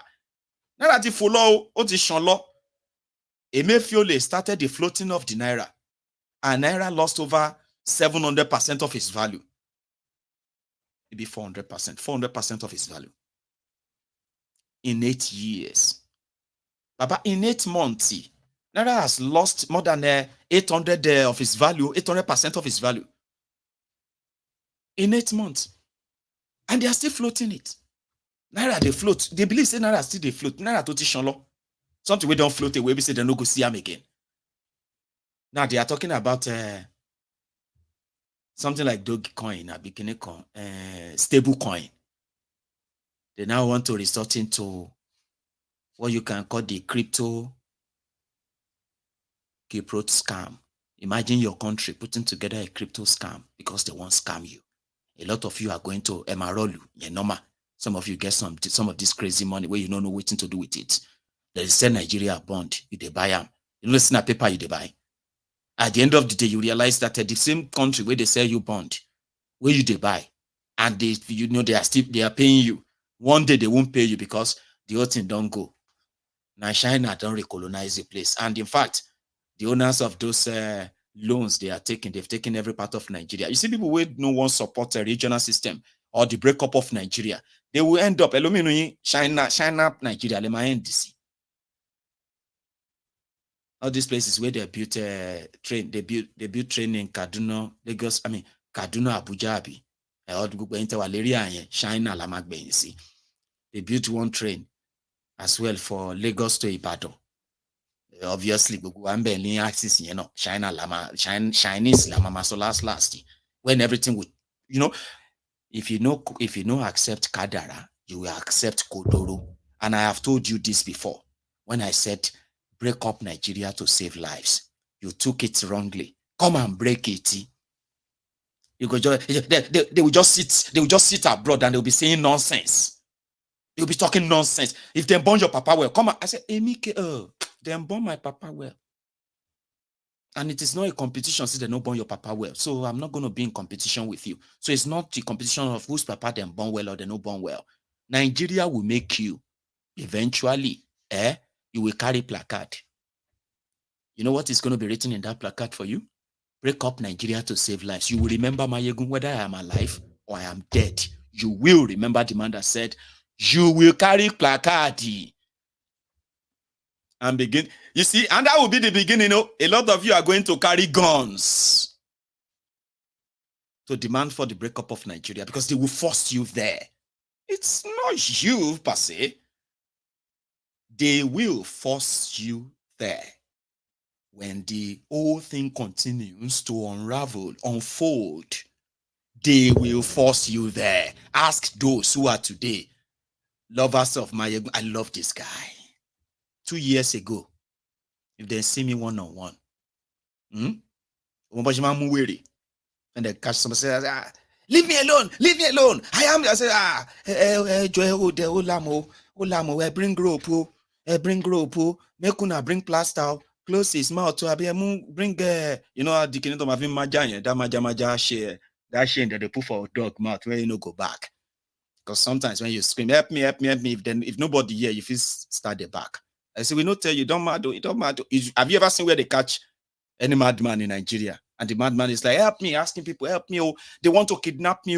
They want to kidnap. No, they be cancel. Then be local government. Then they will tie your hand, tie your leg, tie everything. There are those 2 years ago who today will say, I love this guy.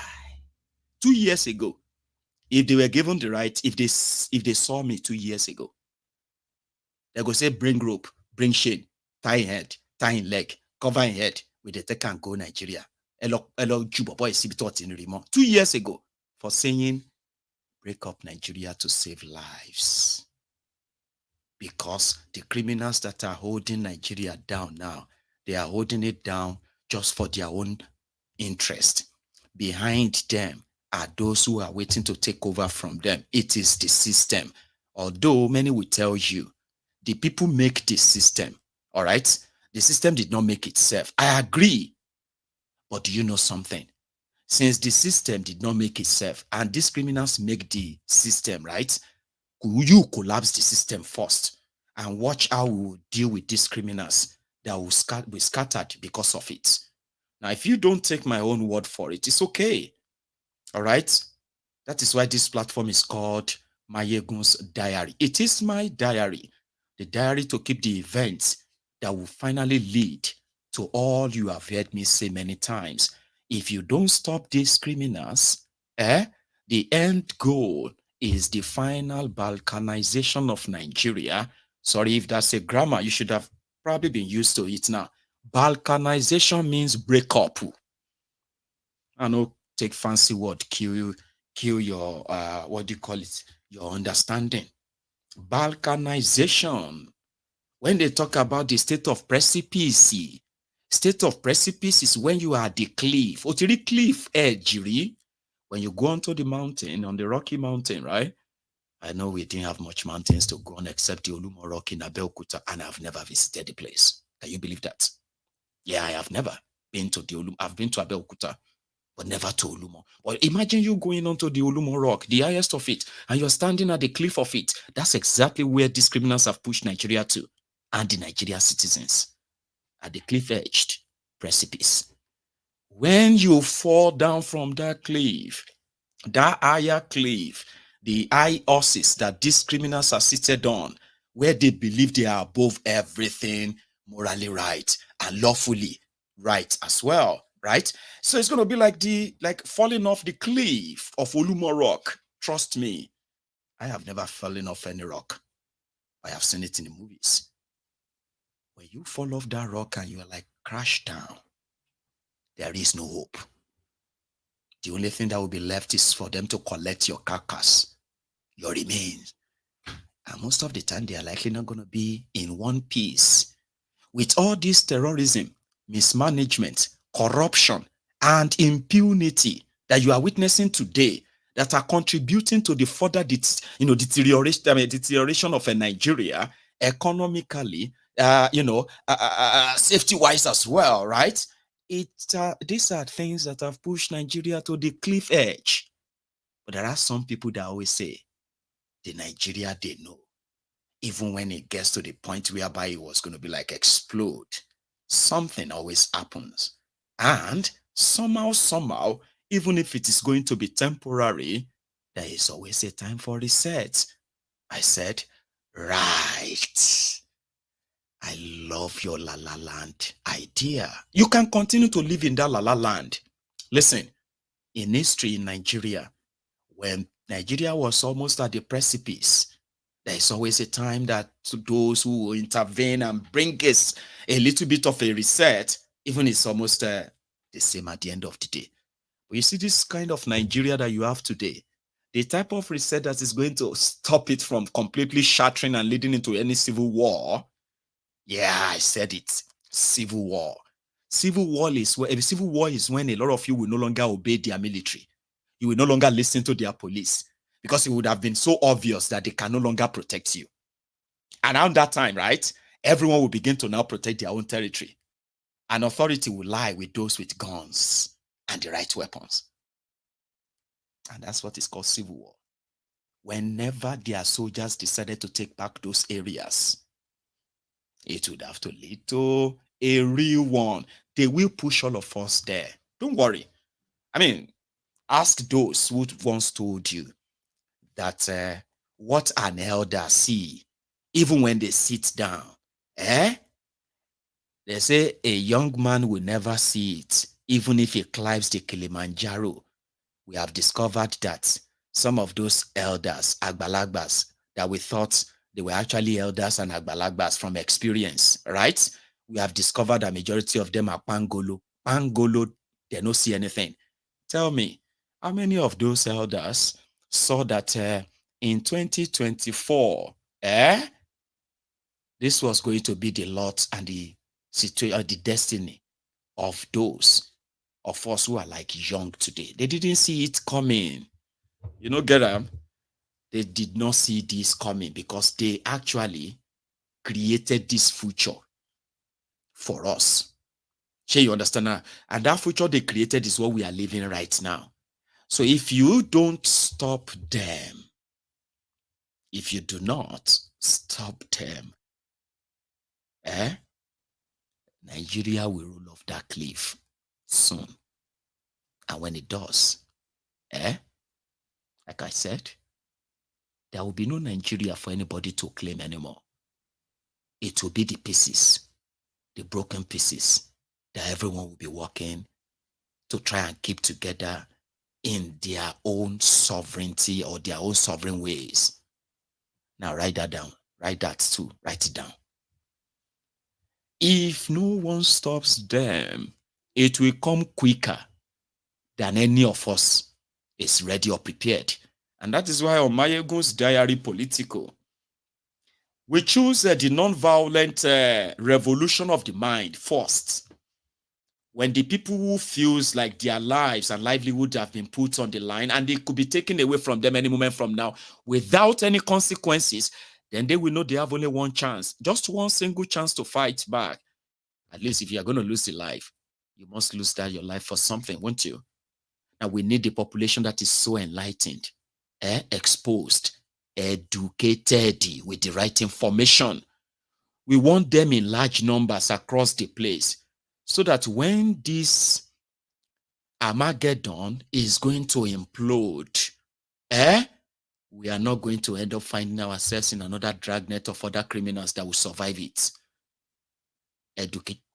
Education is the only thing that will make you or make it easier for you and the citizens of those emerging countries then to never make the mistakes that led to the end of Nigeria. Now, how this is going to play out is going to come from the actions of Thiefnubus and gang. I have said my own, and I will leave it at that. So, as for Thiefnubu, he's probably unbothered. Have you seen him? He's in France. They are congratulating him because Nigeria beat Cameroon.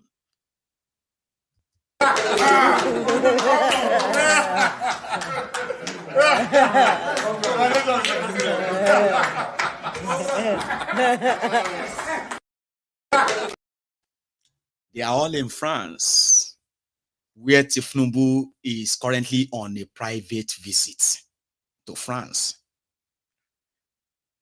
I will leave it at that as well. But I am going to take calls tonight so that, just make it up to all of us who have never really had a chance of calling in.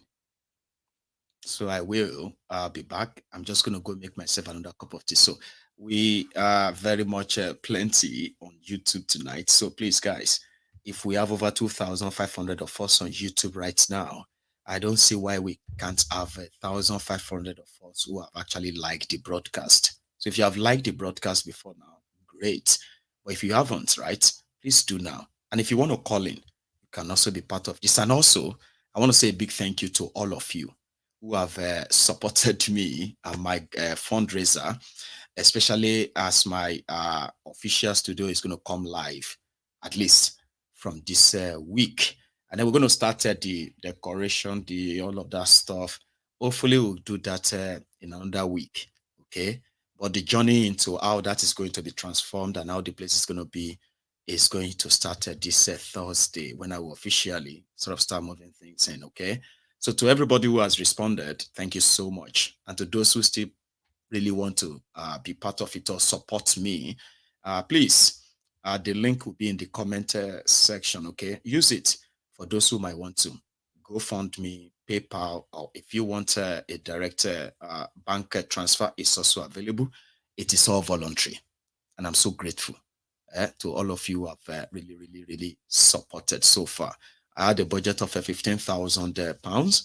And from what I have actually garnered so far, I have managed to, you have raised me over £3,700 sterling. And I'm so grateful for that. That means you are kind of saving me from any sort of indebtedness that I could incur. You know what I mean? Like, just take that loan. I could. But yeah, thank you very much. So I will be back. I'm just going to go make myself another cup of tea. Now, when I get back, I'll take calls. I promise.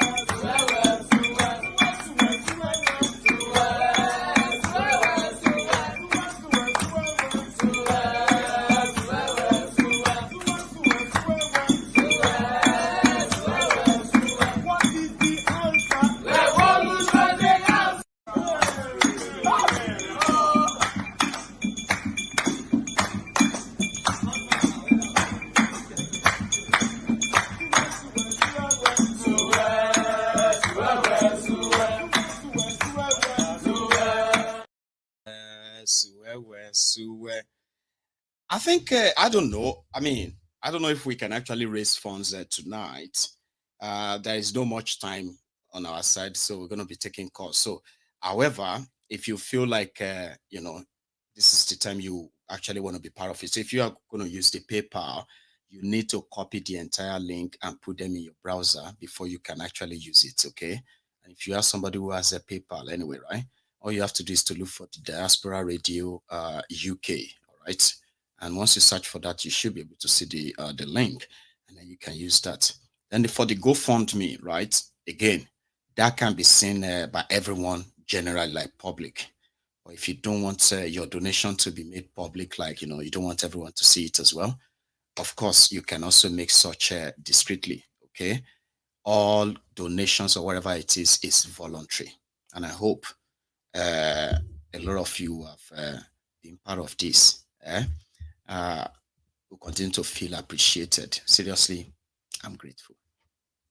I have a caller. I don't know if he's still there with me. Are you still there? Yes, I'm here. My good general. One name. I am so my sorry. brother, no, I'm here, man. This is the first time caller. I'm so happy this night. What's your name, sir? My name is Kinsley Odnaka Kinsley. I'm calling from Italy. Yeah. Odnaka from Italy. How are you today, I have been following you over 3 years now, but I have never had this opportunity to be on call with you like I'm this. so happy that you finally kind of. I'm very excited. I feel like I win a lottery this night. Thank you, Kinsley. And you are so patient as well. Being your first time, usually it will be like, I can only hear the song. I can't hear him. I don't know why I can't hear him. But I know that you have picked the call. So I said today I must speak with you. Wait. God bless you. That's why I started calling when you are not even. God bless you know. Thank you. Now you are. I'm you are so through. happy. and here we are. How are you tonight? So, I'm fine, my brother. I'm fine. I'm very happy for the work you are doing. I'm very happy. I appreciate. You know, it's not everybody that will bring his time to speak for the voiceless, but you are doing it. God in heaven will bless you. Amen. Thank you so much, Kinsley. Yeah. And Nigeria, you know, Nigeria we come from is they are like, oh, this thing happened, they shout. Oh, this thing happened, they shout. But they cannot do anything. Even though when they see somebody that will do the thing, they will be like, I better forget him. This guy only, you know, talking. But no matter what, never you listen for the bad for the Nigerians they are bad bellers. You know, we have a bad bellers in Nigeria. Yeah, they are, yeah. So I don't have much to say. I'm happy this night. I just got to say thank you for the thing you are doing. Just keep Kinsley. God in heaven will bless you. I hope you will make so it regular now, so that you know. I'm your listener, regular. No, I mean a regular caller, so that I can speak to you as well. Again, you know what I mean? Oh, I will be from Thanks now. a lot, From now. Kinsley. Thank you so much, Mayegu. God bless you. Thank you again, the general. Thanks, sir. That's Kinsley. Again, I appreciate everyone who has dropped their own offering, who has liked the broadcast. Okay, so if you haven't, I mean, I actually really value that a lot, because I believe that helps push the message more out there. I'm having okay, I think I should get it this way. Hello there. Hang on. Can you hear me? Yes, I can hear you. Oh, brilliant. How are you? I'm fine, sir. It's Sila. It is Celia. How are you today, my lady? I'm doing well. I have not been able to speak to you because my call has not really gone through anyways. I'm happy it's all the same. So in tonight, I've been I actually mistaken someone else for you the last time. I was like, oh, is that Celia? I was like, no, it's not Celia. Molara, I was like, oh, I'm so sorry. Yeah, it's good to have you that back. was funny. Go on, please. Thank you, sir. So I want to say a nation or a country that turns its back against education has no bright future. I mean, they should take it or leave it. Because I don't understand. I'm talking about a failed country right here where they don't care about the little children. Before I moved to the US, I have worked with children for over 12 years in Nigeria. And seeing I don't know if the adults, let me call them adults, I don't want to call them parents, if they have any good thinking or good future plan, or if they wish well for our children, they will stand up and do something what is going on in Nigeria. Look at those children in Plateau that you shared. Look at the children that are being killed. Some of my cousins that was it 7 months pregnant when they went to my village 2 years ago. They slit her stomach to make sure that the baby was killed before they killed her, like gentle, so that she would feel the pain and die. And like how many more? Like 35 among those people that were killed, slaughtered in my village that I said, I was affected by, for heaven's sake. And a video I stumbled across on YouTube of some children from some Igbo states. I forgot. I wrote it down on paper, but right now I cannot remember. Those children are found in the front of ShopRite. They said ShopRite gate or something in Lagos.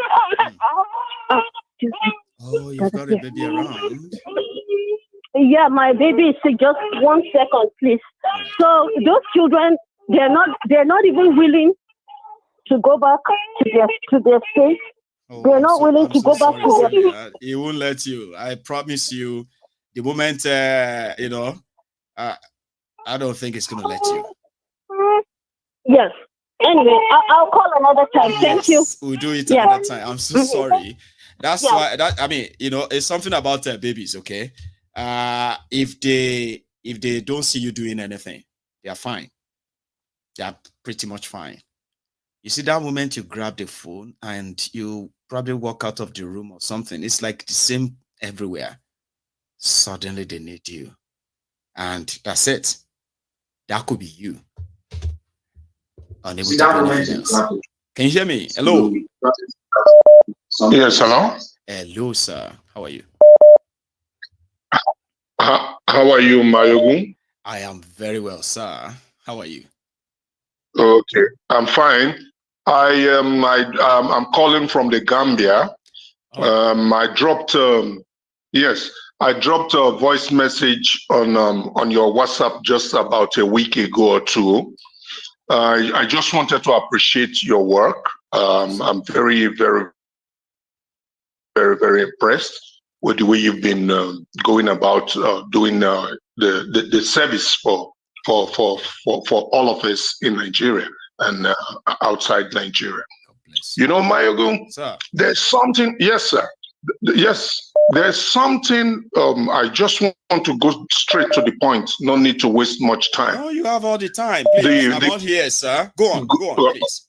All right. Sir.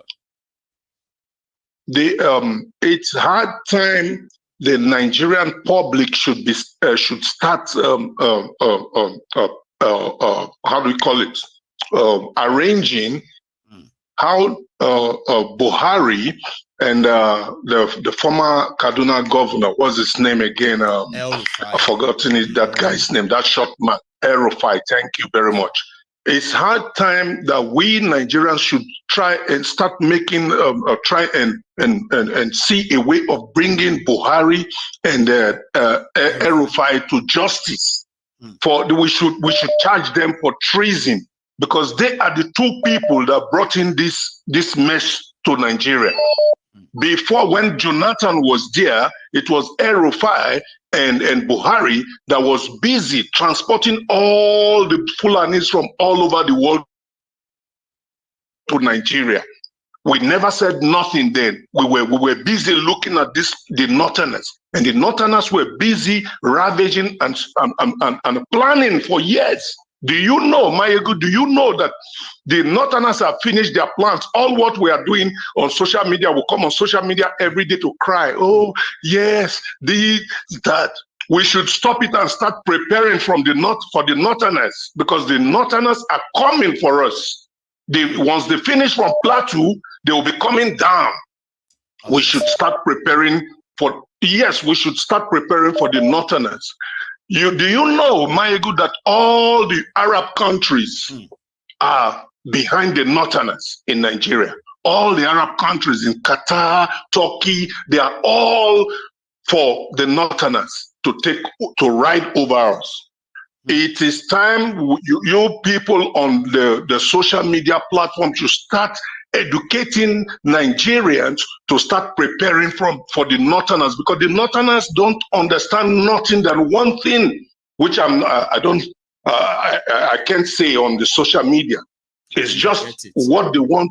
Yes, you should understand what I mean. They understand just one thing. All this time we come on social media to cry and blab every day. Do you know? So look at the people they wasted in Plateau State. The people are not saying. Nigerians are not standing. People are not saying anything. When it happens today, tomorrow morning, you see everybody, they start going about their works and everything. Look at the kids that are being killed. Sorry. My ego at the verse. I'm not gonna lie you. I do get. I'm not gonna lie for you. I understand the feeling, right? Like I also said that even those who hear you say these things today, and they will try to say, even you that is in far away place from the danger zone, they want you to come back. Why don't you come and do it? Hey, you are talking. Why not you come back? I have told everybody, listen, if you are in Nigeria, where the danger is actually happening, whether you can see it or you can't see it, all right? Nigeria will make you man up at some point, because it's either you wait to get killed or yes, because the country. Do you know when I left Nigeria? I left Nigeria in 1993. I've been running around the world since 1993. Count how many years did that, since 1993. Over 31 years, if we have to be very good. Okay. I've been running around the world. When I go to Nigeria, I know they stay past 2 weeks. I go, I know they go to the village. I'm from Ondo State. I know they even go Ondo State because I don't want these kidnappers to kill me.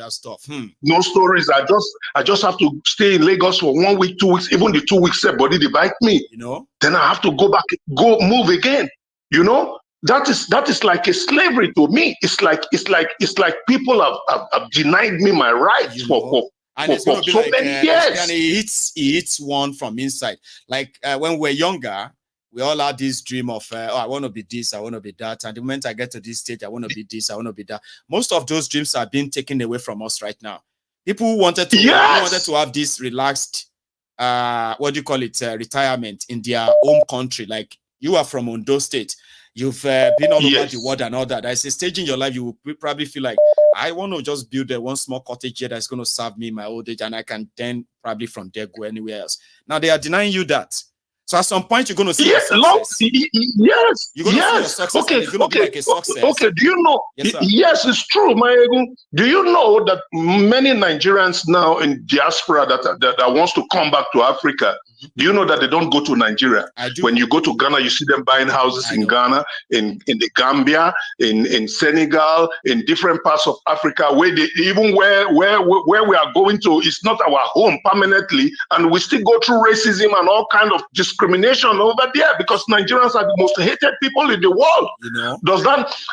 Do you think so that it eats somebody paying me within, or they pay me? Like, we are the most hated people. Yes. You can say, oh, if all of you are crazy and you are mad, the worst case scenario, the beautiful thing here is that I can actually just go back to my country and stay there and enjoy my life and have my destiny and all of that. Now that is being denied.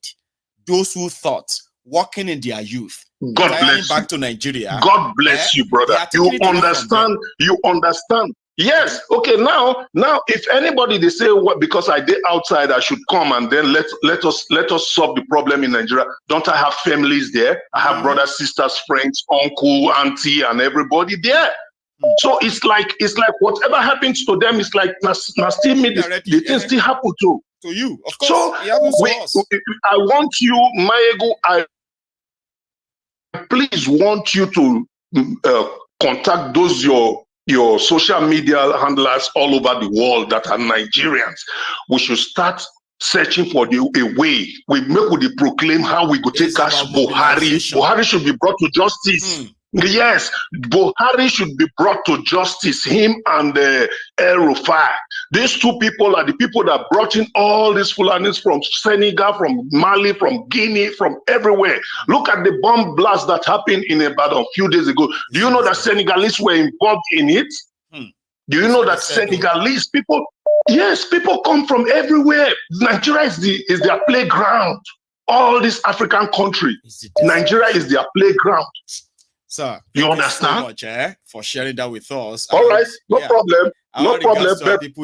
Please, God bless you. Please try to do your best. We should catch Buhari. I want we catch Buhari. Well, him and El Rufai. God bless you. Thank you. Proclaimed it, and you have spoken it. All right. The word has come out already, right? You wait for the result. All right. In the coming, what have you said? We must catch him. God bless you. And you too. Thank you so much. One moment, I have a caller, but I want to go and check how far with our offerings. I told you earlier we were over 2,500 and all of that, but somehow, right, only about 900 of us have actually heeded my call. If you haven't, come on. See, until we start asking African Wala and the rest of them to bring out the altar whip, and I got to whip everybody. Have you liked this video yet? Have you? Come on, do it. It shouldn't be a tough one, is that? I've got the prince here with me. The prince. Yes, Baba. Very good general. How are you, the prince? I'm fine, Baba. You? I'm very well, oh. Thanks so much for asking. Yes, so this is Prince Jajama representing IPOB for life, Baba. Thank you so much. Please. Yeah, Baba, thank you so much for the sensitization. You know, there's a word that you said when you are coming to the end of your analysis before the call taking. You said that we should be careful so that we don't, after bringing down this abomination of a nation, will not end up in the hands of the criminal too that we are running away from. From the collapsing hegemony that the cost system. Yeah. Exactly. This is what happened to this country. Eritrea. That country is nothing to write home about. Eritrea I was watching the documentary the other day. I saw there is a place that they said that there is a country that where time is standstill. Since they got their independence, everything there, no single development, the whole thing that they made, and it's a country that I think they have oil. The people that came back and captured the country are these people that the oppressor that they have there was under in Ethiopia. These are the people that fall back to their region and capture the country. Nothing is moving there. They've captured the resources, the Commonwealth as well, and their people are left in penury. I mean, it's mental. Honestly, that's Eritrea. May we not end up like them. And I believe we can't, because we have tested the regional government, yes, confederation, and we are prosperous. So we won't allow we suffer in this zoo and zoological republic and end up in shame. No, God forbid. Amen. You see, the last caller said something, but he mixed it up. He made a good point, but when he started by saying the real problem of Nigeria, the real problem of Nigeria is Fulani. They are the real problem of Nigeria. Buhari is Fulani. Rufai is Fulani. You understand? They are the one that brought all the terrorists from Africa into Nigeria. They are the one that started the Operation Safe Corridor to put all terrorists, give them our Nigerian passport. Why the citizens, they tell them their passport is scarce. And all these terrorists, they were receiving our Nigerian passport and all taking all the identity card. Now they have all the national ID card, they have all the BVN, they have the passport, and they have the voters card too. Thank you, Baba. You see, so when the last caller said talk about North, you are mixing it up. Fulani is one that came in with religion and deceived Hausa. Hausa are peaceful people. If you have lived with Hausa people, they are peaceful people. They are not they are not terrorists in nature. But Fulani are the one that have the intention of overrunning Nigeria completely with that program called Ruga, that terrorist program. They are the only tribe in Nigeria that wants to force themselves upon every other race. So we should single them out. Don't mix it up with North. Arewa, we have Arewa before they came. Arewa are the Hausa's original aborigine of the northern place in Nigeria. Before they now came in and they deceived them through religion, which also we are suffering also in Christianity, also in the West, because a lot of things are mixed up.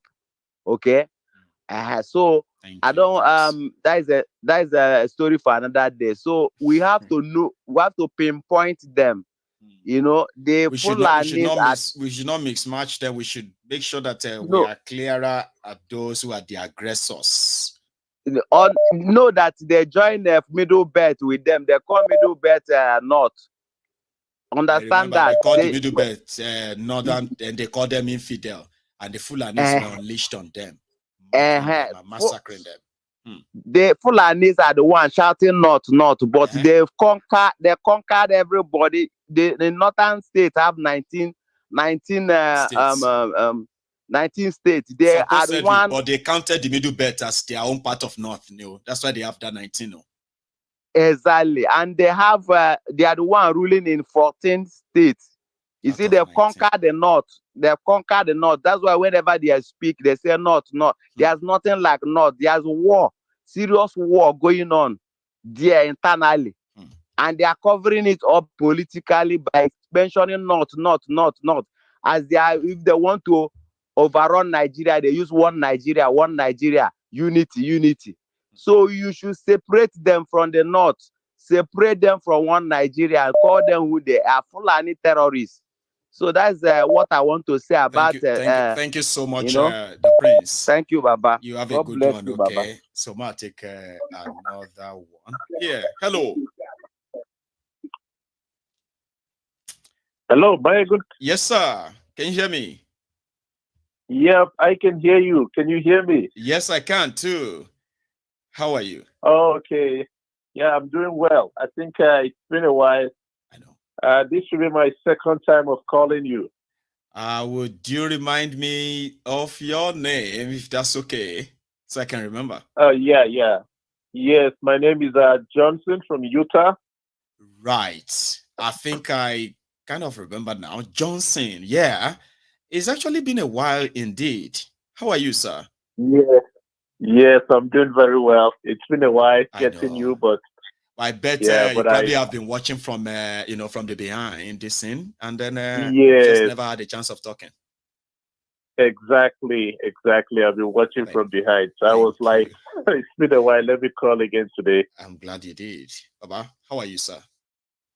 Yeah, I'm doing very well, and I hope you're well too. Well, I'm trying to be well. I mean, thank you so much for asking, though. Right? Thank you. Yes, my good. In fact, because I knew you're very busy, a lot of people are trying to get by. So maybe let me see if I can get through with my point very quickly. I am glad that you actually attempted it, too, because indeed it's quite busy. And the higher the number of the viewers, the tedious and impossible it's going to be like to get through, right? Yes, my good. Thank you so much for not giving up. So tell us. Okay. Us. Yeah. Well, my point generally is, in fact, I don't know, maybe if I say that to you last time, because my experience, I actually grew up in Jos, Plateau State, and this is just like a very good example to indicate that what we have as a country in Nigeria is more like a charade, and it's not really something that is meant to last. You see the Almajiri system in Nigeria, those are actually the militia of these northern Fulani hegemonies. They're actually building those Almajiri systems. God will bless you. It is their recruitment process. A lot of their recruitment, those are their armies. Because how come it is impossible to get rid of it? Go on, Johnson. Yes. In fact, anything you're trying to do to kind of bring development like education to those Almajiri systems, they will ultimately reject it because those are their armies. So like if you see anytime they're having all these wars, religious war, those are the armies that are going to fight for them. Like my experience, I still have that experience till date. My neighbor was forced to give out her young daughter, maybe about 12, if I'm not mistaken, 12, 11, to marriage. Wow. And what the imam was telling her was, when jihad comes in, who are those that were going to be fighting for the mom? Because the mom was skeptical of allowing her young daughter. She's a widow. So she was like, this girl is too small. And the imam came. And basically what they were telling the mom was, when jihad comes, who is going to fight for her? If she doesn't give out this little girl to go married and start giving out to, bearing children. Bearing children. For jihad, when jihad comes. That time we were like kids now. So you never really read much meaning into it, you said? We never read much. In fact, we were laughing, because like the younger brother was the one. Yeah. The younger brother was the one coming to tell us all this. And we were like, jihad, who is fighting jihad here? The distorted history we learned was jihad was a holy war, Ottoman Fodia. he came and bring in modernization and kill all the pagans in the north. Remember, when I discovered that all those history we read of Uthman Dan Fodio killing some unbelievers, infidels, they were actually talking about the people of Middle Belt, the Hausa indigenous people, and other indigenous people that kind of stood up against them, that they killed. That's the history we were reading in school, Baba. And glorifying these genocidal we were glorifying it. They were teaching us the jihadists and the jihad that killed people. They didn't. Oh man, God damn it, man. Exactly. Yes, exactly. So just coming back to my little experience in Jos, at the time, because I was actually in Nigeria when we had the major crisis. One of the major crises then that lasted for like maybe about 3-4 days. Wow. That was like a little glimpse of how war looks like to me. I've never experienced war. And how old were you at the time? Like, if you could remember, like yeah, no, I was a teenager, probably 17, 18. So you probably saw things more like, oh my God, this is it. Like you saw death flashes through people's eyes and survivors and all of that. Wow. Yeah, and the irony is because my area were like predominantly Christian. Let me say about 95% or 90% Christians. So, but when these people are coming, they keep saying Allah there, it's one God that we worship. People shouldn't be worried about what's happening in Kano, Sokoto, and everything. They just say it's one God. So, and everybody takes them by their words. They just come in, one God, one God. But do you know that when their population started increasing in that area, their population is not even up to like maybe 40%. Maybe I would approximate like about 20%. That is when they started bringing out the distinction. But it gave them substantial representation. Yes. Then from the issue of one God, it changes from not from one God. Like you have a mosque they had there. During prayer, they cover the entire road. And if you have like these Plateau indigenous women, because in Plateau State, women are more industrious than the men. Like they woke up very early in the morning. They go to like maybe the farm, or to the market to get things, and they come back like at afternoon to cook for their kids and everything.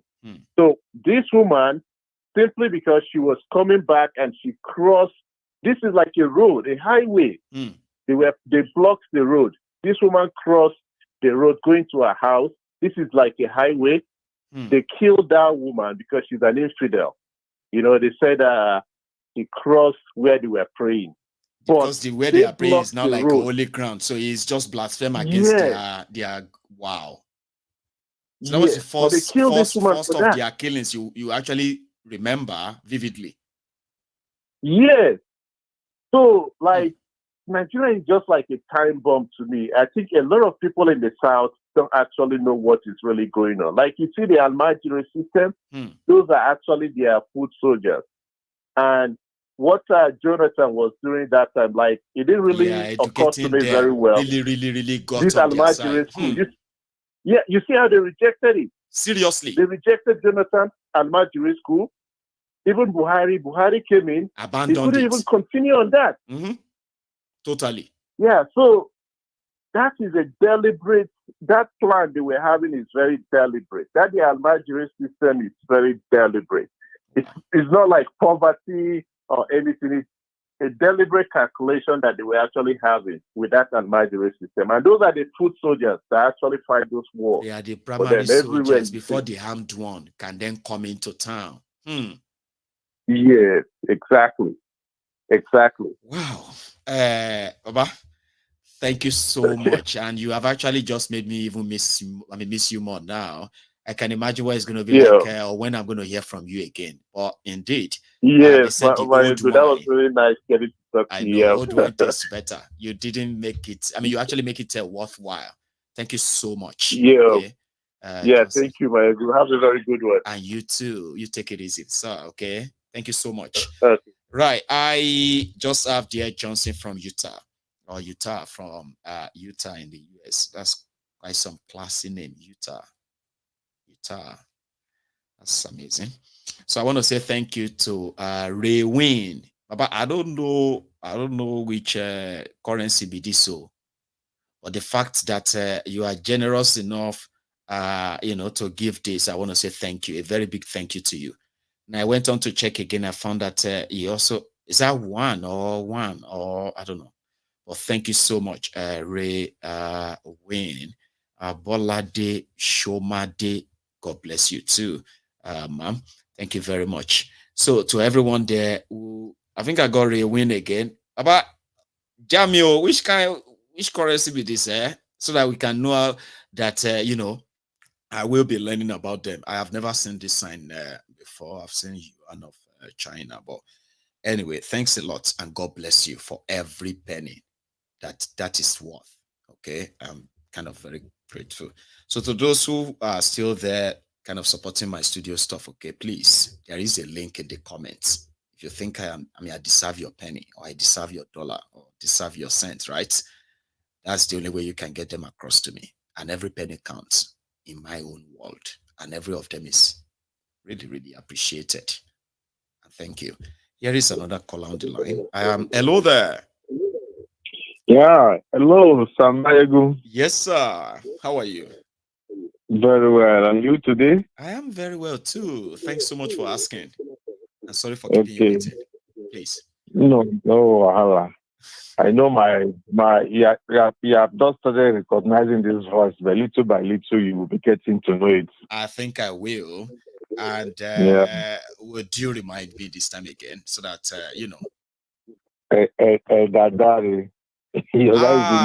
okay.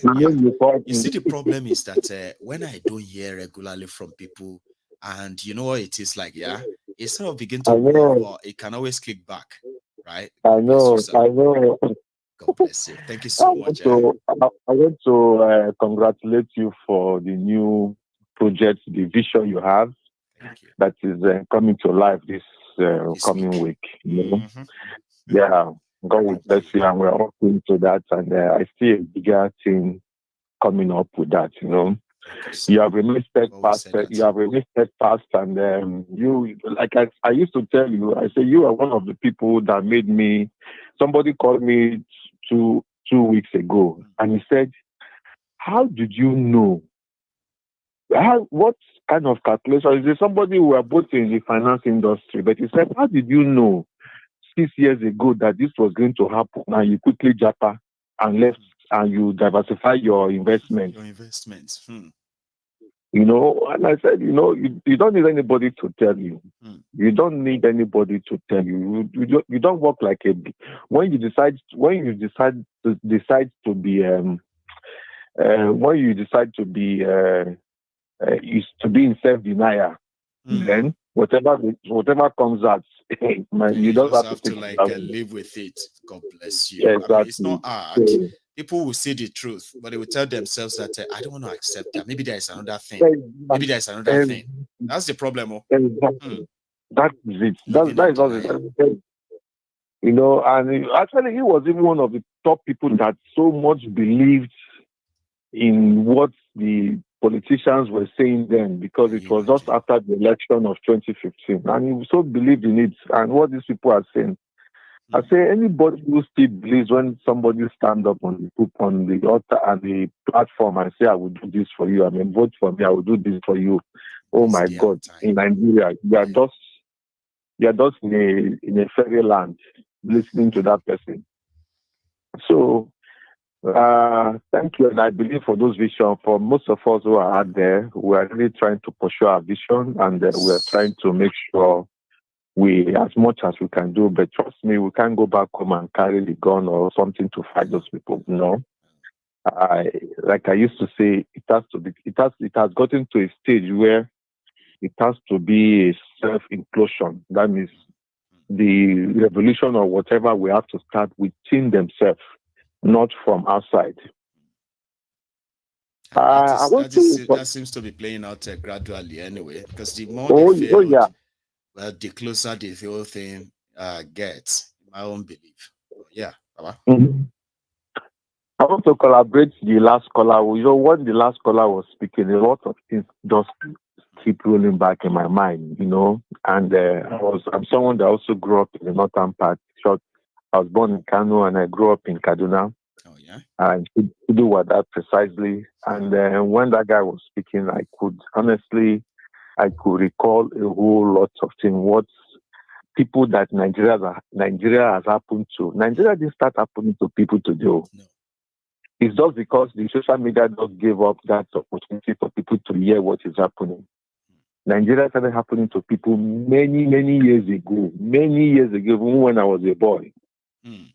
We all saw that, you know, we could recall what was happening within the area. And even when we were young, when we were being told all these things, we saw them like play. We saw them like fairy tales that it can't happen. Like they are not that serious. So they have killed people in Kano.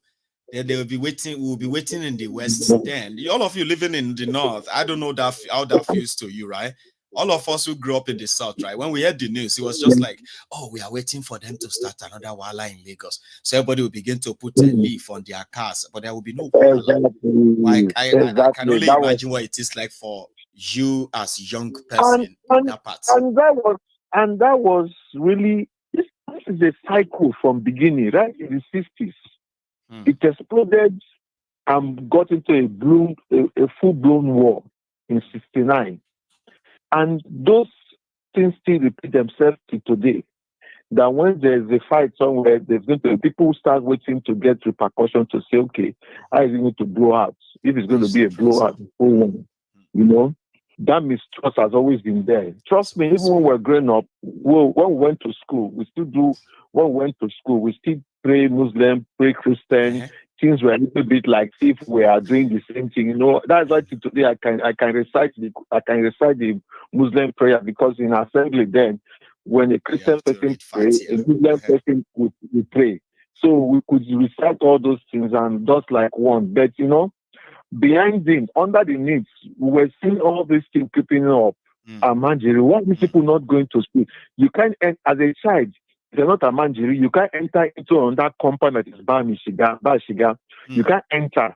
But an Manjiri child can enter into your own compound, go into anywhere and know everything because he is coming with the plate. And Manjiri have access to anywhere. They have access to your inner compound. You know, it's always like a compound. They have access. But you, at times, as a male, not Muslim or not Ahmad, you don't have that kind of access. You don't even know what goes and they tell you you are a Christian. Be careful. If you are not invited, please don't go there. Those Ahmadis that comes into those compounds go out to tell the imam or whoever is within that vicinity who is in charge there, oh, this is what is going on, this is what these people do. Those information is been on for a long time. And again, precisely after many years, almost 20 years, when I went back to Tuduwada, I could not believe my eye. A community that was predominantly Muslim and Christian, let me say 50-50%. Today, that area is predominantly Muslim, almost 95%. Like almost clearing the entire slate. And where are the Christians? So when I even went there, I was asking, where are all these people? They said everybody have moved to Sabon Geri. They're all in Sambo, the other parts of living the whole access for them, and then it becomes dangerous that they will now begin to impose rules and say, don't cross when I was there, the area was just as if I was in Afghanistan. You know, that kind of Afghanistan setting. I said, what? I couldn't even believe my eyes. That's to do what you are talking about here now, right? Precisely to do what it's not by Kabbalah West, that area. It's horrible. I'm just if you have been there in the past 40 years, then you will know significantly what have gone wrong with that area.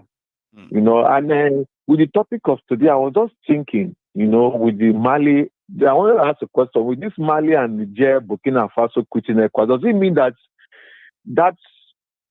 borderline between Nigeria and Niger, they will start using passports to enter Nigeria or use passport to go to Niger? Yes, because they have never been, that place is the passage of that place is even more freer than even some place within the city in Nigeria. But let's pretend So, now. Let's pretend there is border there, because in this case now, before you can cross from Niger to Nigeria, you have to show your passport and get a visa. Before you can cross from Nigeria to Niger Republic, you will need a visa and a passport. So if you are caught in either country without those things, right? Wherever you are, I see, take them like that. But we all know there is no border anyway. So who is going to show the passport or show visa? Who is showing visa? Who is showing passport? That is not nonsense. That's why I said let's pretend there is a border. Okay. Everyone watching or listening to us right now, I advise you to go on Google and search for Nigeria-Niger border. Come back and tell me what you see. Tell everybody to do the same thing. This Elder. Thank you. When we finish fooling ourselves, living in denial, we'll tell ourselves the truth. And that's what this platform continues to say. Remind everybody the truth. Okay. Thank you so very much. You have a good answer. That's Elder Dari there. Okay. The people who have the experience of the old Nigeria, when they were socially conditioning us, sing the national anthem, sing the Islamic song, sing the Christian worship song as students, conditioning us to begin to, on one hand, to make us feel like we are all the same, it doesn't matter. I studied Hausa in school. I had to pass it, so I was just reading it. I had a Hausa book that they gave to me. Talatinda Biyu, Talatinda Oku, Talatinda Daya, Talatinda Udu, Talatinda Talatin, something like that. That's me reading 1, 2, 3, 31, 32, 33, 34, Talatin, like that. I was studying Igbo in school. I had an Igbo teacher in my school. All of those things, right? To be honest, I was just reading them to pass the examination. And unfortunately, I actually failed them. And this is pretty much like lack of interest on my part as unserious student. I wasn't a serious student. I was one of the best students in my school. Because I can pass examination and I could do so well that everybody kind of feel like he's a genius. I just read to pass. So conditioning, social conditioning, only for us to now grow up and see that same Nigeria where Allah Akbar, where people are lynching people, killing themselves because of the difference in their tribe, difference in their religion. And a lot of us who grew up in that old Nigeria, it is like we are the last people to see that social conditioning in a way that so many people you see today, when they tell you that they can't believe this is Nigeria. Because like my caller said, all these things were happening then. People were being killed because of religion, despite the fact that we're being taught to be one, to be this, to unite, to do this, singing songs that make us feel like we are all one, we are the same. All those killings were still taking place. People were being slaughtered in northern Nigeria just for little or nothing. Sure, you get now. So a lot of us now who are like, okay, yeah, there is social media now. You see all these leg bonds in their 40s and 50s. They will tell you they grew up here, they grew up in the north, they grew up there, but all their lives, right? They never really saw the big deal in all these killings, even though they were happening until now that they were beginning to feel like, how could that even be normal? That shouldn't even be normal. Sure, you get. And to those of you who are like in Nigeria of today, you are a different breed. Now you are made to realize that be careful.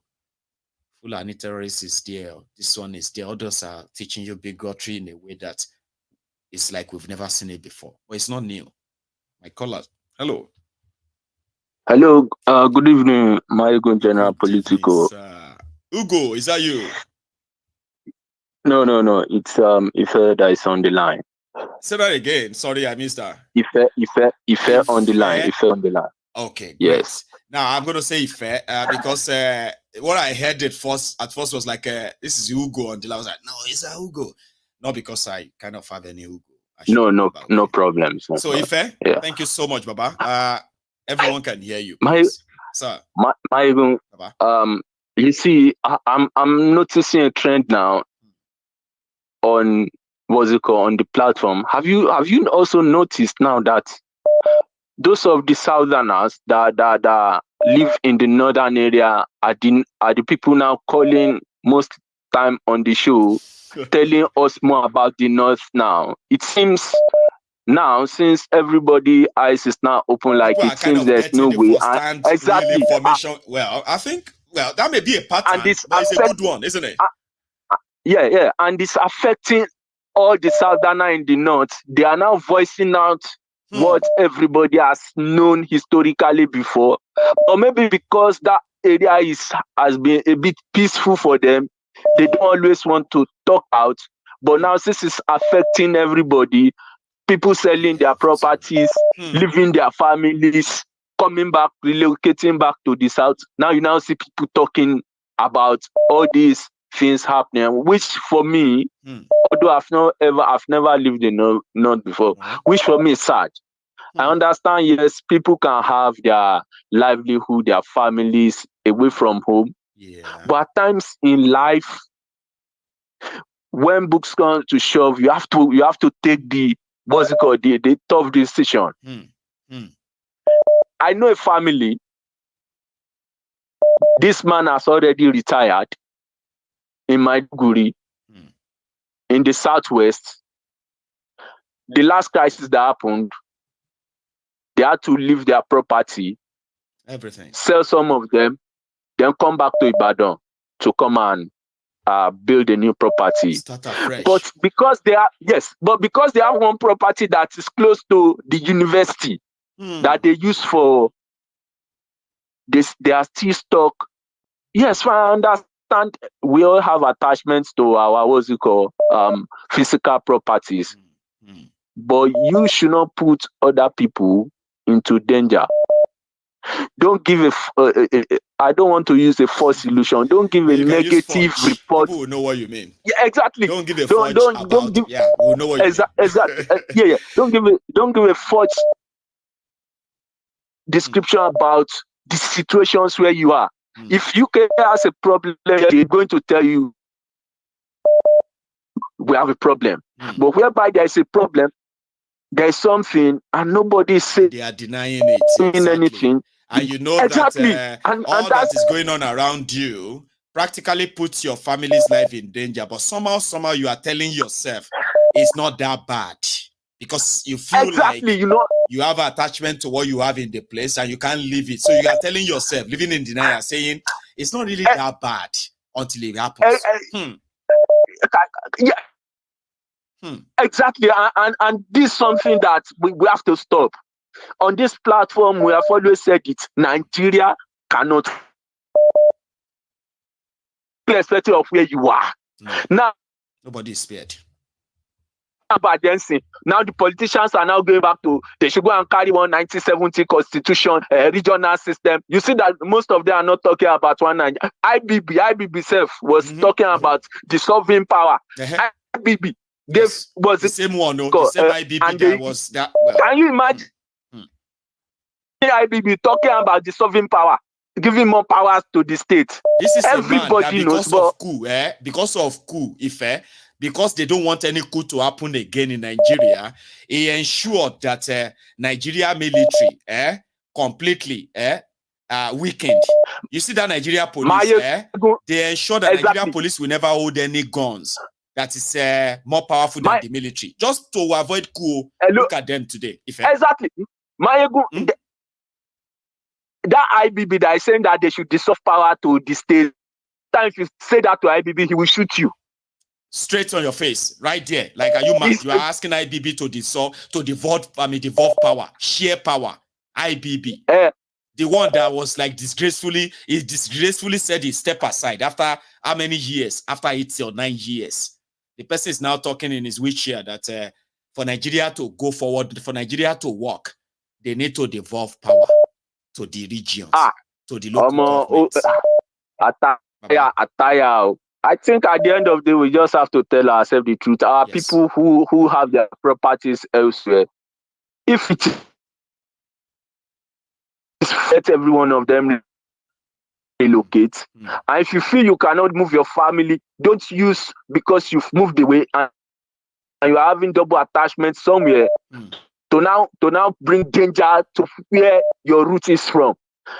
If Nigeria divides today, or we have a regional system today, that does not mean that there will not be Yorubas in the north. Absolutely, that doesn't mean that Yorubas will not live South in that. That does will be not mean Yorubas that will choose to stay there. South. And the same be scattered around anywhere in the country. Yes. At least we have Hausas in Republic of Benin. That's right. We have Hausas in Cameroon. Yes. We have Fulanis in Cameroon. We have Fulanis in everywhere. Yes, now. And the same thing, we have Igbos, Yorubas everywhere around the world. Mm-hmm. But a system that is against your identity, your generation, because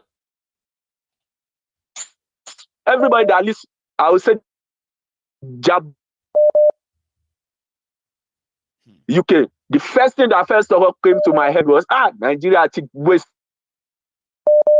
anybody that left Nigeria. The first thing is Nigeria wasted my time. But we just at the end of the day, we just tell ourselves we thank God. At least that we still but thank God, that we have for a what? chance of Exactly. making it up to some extent, right? There are those who will never have that opportunity. Exactly. Imagine what it's like for somebody in that Nigeria where they have already cheated everything against them, right? And they will never experience any other life except the one offered them by these criminal politicians. Imagine that if somebody if to say heaven, like as heaven day, hell day, like they say, but when person get there, Baba, now you're going to feel angry. Now you are supposed to be angry and say, man, what they tell me, say make I go to hell, hell bow. You know where I'm coming from, Nick? I have never tested any two lives to understand. Baba. Now look at the exchange now. Within 8 months. 8 months. Within 8 months. Now, I remember as of 2017, I still changed £1 to I think around 450, 500. In the space of 5 years. Now we are changed under of this year was 2,000. Here you get. Now, what they are doing to reduce to make sure that it doesn't get to that is to go and borrow money. Here you get behind the scene. And that will actually make it even worse. Well, thank you very much. Thank you so much as well, Baba. Thank you so much. God bless you. God bless. And you too. Thank you. Thanks a lot. Now, this is normally where we should draw the curtains, and that's where we are going to draw it. Okay, thanks so much to everybody who has been part of this. I am so sorry to those who are still trying to get through. I understand how this feels. Like, oh, my ego, please don't go. We still want to get through. I know. But my time is, our time is really up. Okay, we've had our few, and we wish Mali, Niger, and Burkina Faso, we wish them all the best. Okay. However, we hope that Thiefnubu and his handlers at this point, they can reduce the damages this is already done and is still going to do. There is no room for grandstanding and what have you, okay? And the rest of us, if Mali, Burkina Faso, as well as Niger, if they can no longer stop the terrorists like they have been doing in the last 15, 20 years. So we hope that all of you who call yourself elders and leaders across Nigeria, wherever you are right now, you will join us to continue to mount pressure and ensure that Thiefnubu and whoever is there trying to continue to disarm the people for these terrorists that are coming. You need to tell them to back down now. And I'm serious, okay? Because at the end of the day, the citizens will have to defend themselves. The Nigerian military, the Nigerian police, the Nigerian DSS, as well as all of their security system have all collapsed, compromised. And it's already shown that they are already overwhelmed. The citizens will have to take law into their own hands. You will need to speak to those around Thiefnubu, especially those who are making those ridiculous decisions in the military and in the police, disarming the citizens that are going to be overwhelmed with terrorists soon. There are already citizens in Nigeria up north that are already paying taxes to terrorists, in case if you don't know. This is true. Yes. Nigerians inside Nigeria, they have places where they called the ungoverned areas. Ungoverned area are areas where you will never see Nigerian police, Nigerian military, or any sign of Nigerian government. But there are Nigerians there, trapped as slaves, paying taxes to these terrorists in different communities up north. And they've been doing so for years now. They are not telling you. Of course, they might be grandstanding and continue to do their grandstanding and their taqiyya in their own type of Islam. In their Islam, they are allowed to lie if it's going to help progress the cause of the jihad. I need you to understand this. So the citizens will have to defend themselves, and every roadblock put in place to ensure that the citizens are unable to do that. The system put in place to disarm us and continue to arrest us and then, even kill us when we decided that we are going to always go above that. They are useless laws.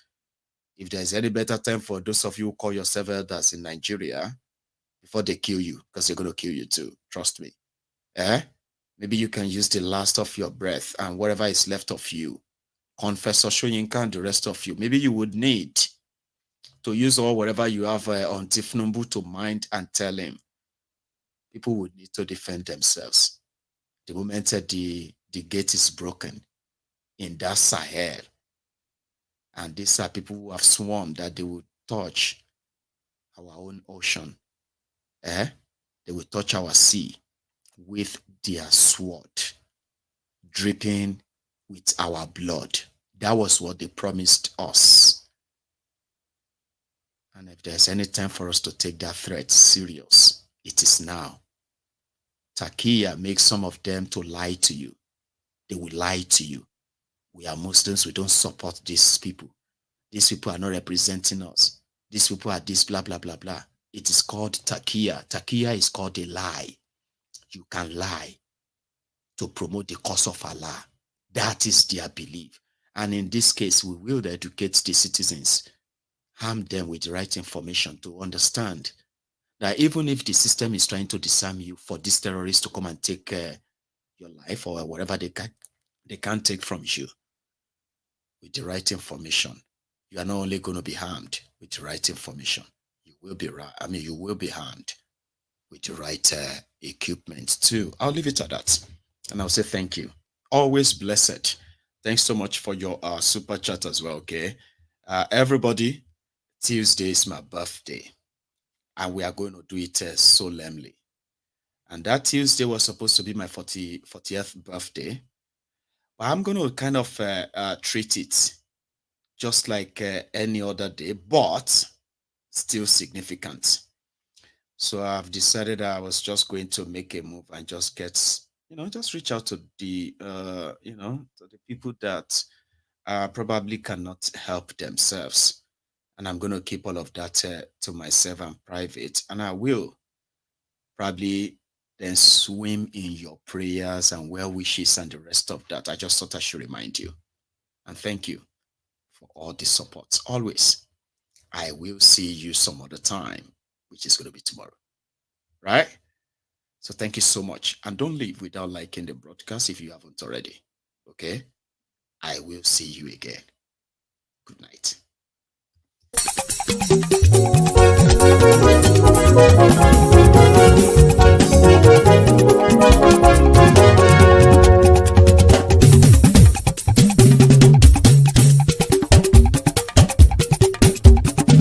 Mayegun làwa mọ̀ làmọ̀ tó dòdòdò. Mayegun dayari Mayebi number one. Mayegun làwa mọ̀ làmọ̀ tó dòdòdò. Mayegun dayari Mayebi number one. Mayegun ti dé o ọ̀rẹ́ ará ìlú. Mayegun dayari Mayebi number one. Lórí Facebook, lórí YouTube. Mayegun dayari Mayebi number one. Gbogbo bó ṣe ń lọ ni Mayegun já wa sí. Mayegun dayari Mayebi number one. Àṣírí ọ̀jẹ̀lú kì í bò níbẹ̀ o. Mayegun dayari Mayebi number one. Bó bá ṣe eré àní Mayegun máa wí. Mayegun dayari Mayebi number one. Ó sì tún ṣe eré wàá gbọ́ níbẹ̀ o. Mayegun dayari Mayebi number one. Mayegun dayari Political.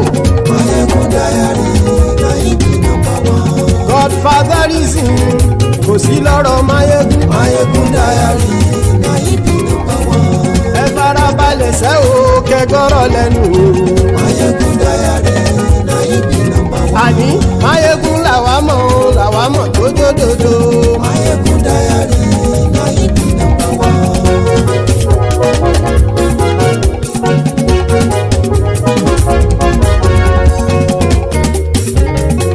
Àní ẹ̀sùn ràkì. Mayegun ti dé. Mayegun ti dé. Ọ̀jẹ̀lú ẹ̀sùn ràkì. Mayegun ti dé. Àní ẹ̀sùn ràkì. Mayegun ti dé. Lórí Facebook. Mayegun ti dé. Àní ẹ̀sùn ràkì. Mayegun ti dé. Lórí YouTube. Mayegun ti dé. Àní ẹ̀sùn ràkì. Mayegun ti dé. Bọ́ bàbá gbé wúrẹ́. Mayegun máa wí. Àní ẹ̀sùn ràkì. Mayegun ti dé. Ijó ìgbádìyẹ. Mayegun máa wí. Àní ẹ̀sùn ràkì. Mayegun ti dé. Bí pẹ̀sìdó bá rúfin o. Mayegun máa wí. Àní ẹ̀sùn ràkì. Mayegun ti dé. Bí gómìnà kówó jẹ. Mayegun máa wí. Àní ẹ̀sùn ràkì. Mayegun ti dé. Ọlọ́pàá tí ń gba rìbá. Mayegun máa wí. Àní ẹ̀sùn ràkì. Mayegun ti dé. Aṣòfin tí ń rúfin o. Mayegun máa wí. Àní ẹ̀sùn ràkì. Mayegun ti dé. Òpùrọ́ olóṣèlú. Mayegun máa wí. Àní ẹ̀sùn ràkì. Mayegun ti dé. Ọ̀jẹ̀lú ẹ̀sùn ràkì. Mayegun ti dé. Àní ẹ̀sùn ràkì. Mayegun ti dé.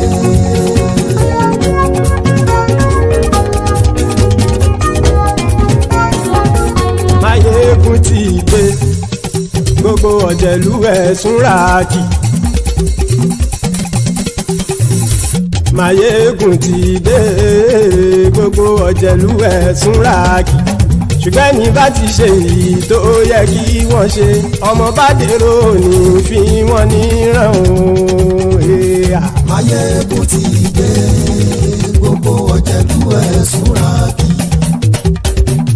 Mayegun ti dé. Gbogbo ọ̀jẹ̀lú ẹ̀sùn ràkì. Ṣùgbọ́n ní bá ti ṣe èyí tó yẹ kí wọ́n ṣe, ọmọ bá dẹ̀rọ̀ ò ní fi wọ́n níran. Wọ́n fowó bẹ́ẹ̀ o. Máyégún ó sọ pé wọ́n ò fẹ́ bẹ̀. Wọ́n fowó bẹ́ẹ̀. Máyégún ó sọ pé wọ́n ò fẹ́ bẹ̀. Oníkan ṣáàtì ṣe èyí tó yẹ kí wọ́n ṣe fáwọn ará ìlú tó gbé wọn débẹ̀ o. Àyè. Mayegun ti dé. Gbogbo ọ̀jẹ̀lú ẹ̀sùn ràkì. Mayegun ti dé. Gbogbo ọ̀jẹ̀lú ẹ̀sùn ràkì. Ṣùgbọ́n ní bá ti ṣe yìí tó yẹ kí wọ́n ṣe, ọmọ bá dẹ̀rọ̀ ò ní fi wọ́n níran. Ha! Kì máa yí ṣeré. Ọ̀rọ̀ yìí kì í ṣẹ̀fẹ̀. Kì máa yí ṣeré. Ọ̀rọ̀ yìí kì í ṣẹ̀fẹ̀. Ẹni bá ti lè lẹ́bọ̀ lẹ́rù o, ọmọ bá dèrò kàṣàyè tú wọn síta. Mayegun ti dé. Gbogbo ọ̀jẹ̀lú ẹ̀sùn ràkì. Mayegun ti dé. Gbogbo ọ̀jẹ̀lú ẹ̀sùn ràkì. Ṣùgbọ́n ní bá ti ṣe yìí tó yẹ kí wọ́n ṣe, ọmọ bá dẹ̀rọ̀ ò ní fi wọ́n níran. Tẹnitẹni ọmọ Máyégún ọ̀rẹ́ ara ìlú mọ̀mọ́ ni mo fọlọ́hún ṣọ́ ẹ̀ bá kìlẹ́bù. Lóòótọ́ olódodo ìlú ọ̀tá ìlú mọ̀mọ́ ni ìwọ ṣá máa ń ṣọ́ra kò sì mọ́ bẹ̀rù. Bọ́tà ń lè rí bóníṣègùn lé káwọ́ mọ̀mọ́ fi ṣera wọn ni ó ti dẹrùn tí wọn ò gbọ́dọ̀ sì mọ́ bẹ̀. Èèpo ọ̀gọ̀ lọmọ bá dérò tàjẹ́ ò gbọ́dọ̀ jẹ́. Ó ti jọba lórí àbínú ẹni kò sì mọ́ fòyà. Àìsíwọ́lu ní ẹnìkẹ́ ìgbódì ẹyin lábàrá o. Ó kó ẹni tó bá dán wò á kàmù. Máyégún ti dé. Gbogbo ọ̀jẹ̀lú ẹ̀sùn ràkì. Máyégún ti dé. Gbogbo ọ̀jẹ̀lú ẹ̀sùn ràkì o. Ẹni bá ti ṣe yìí tó yẹ kí wọ́n ṣe, ọmọ bá dèrò òní fi wọ́n níran o. Mayegun ti dé. Gbogbo ọ̀jẹ̀lú ẹ̀sùn ràkì. Mayegun ti dé. ṣùgbọ́n ní bá ti ṣe yìí tó yẹ kí wọ́n ṣe ọmọ bá dẹ́rọ̀ ò ní fi wọ́n níran.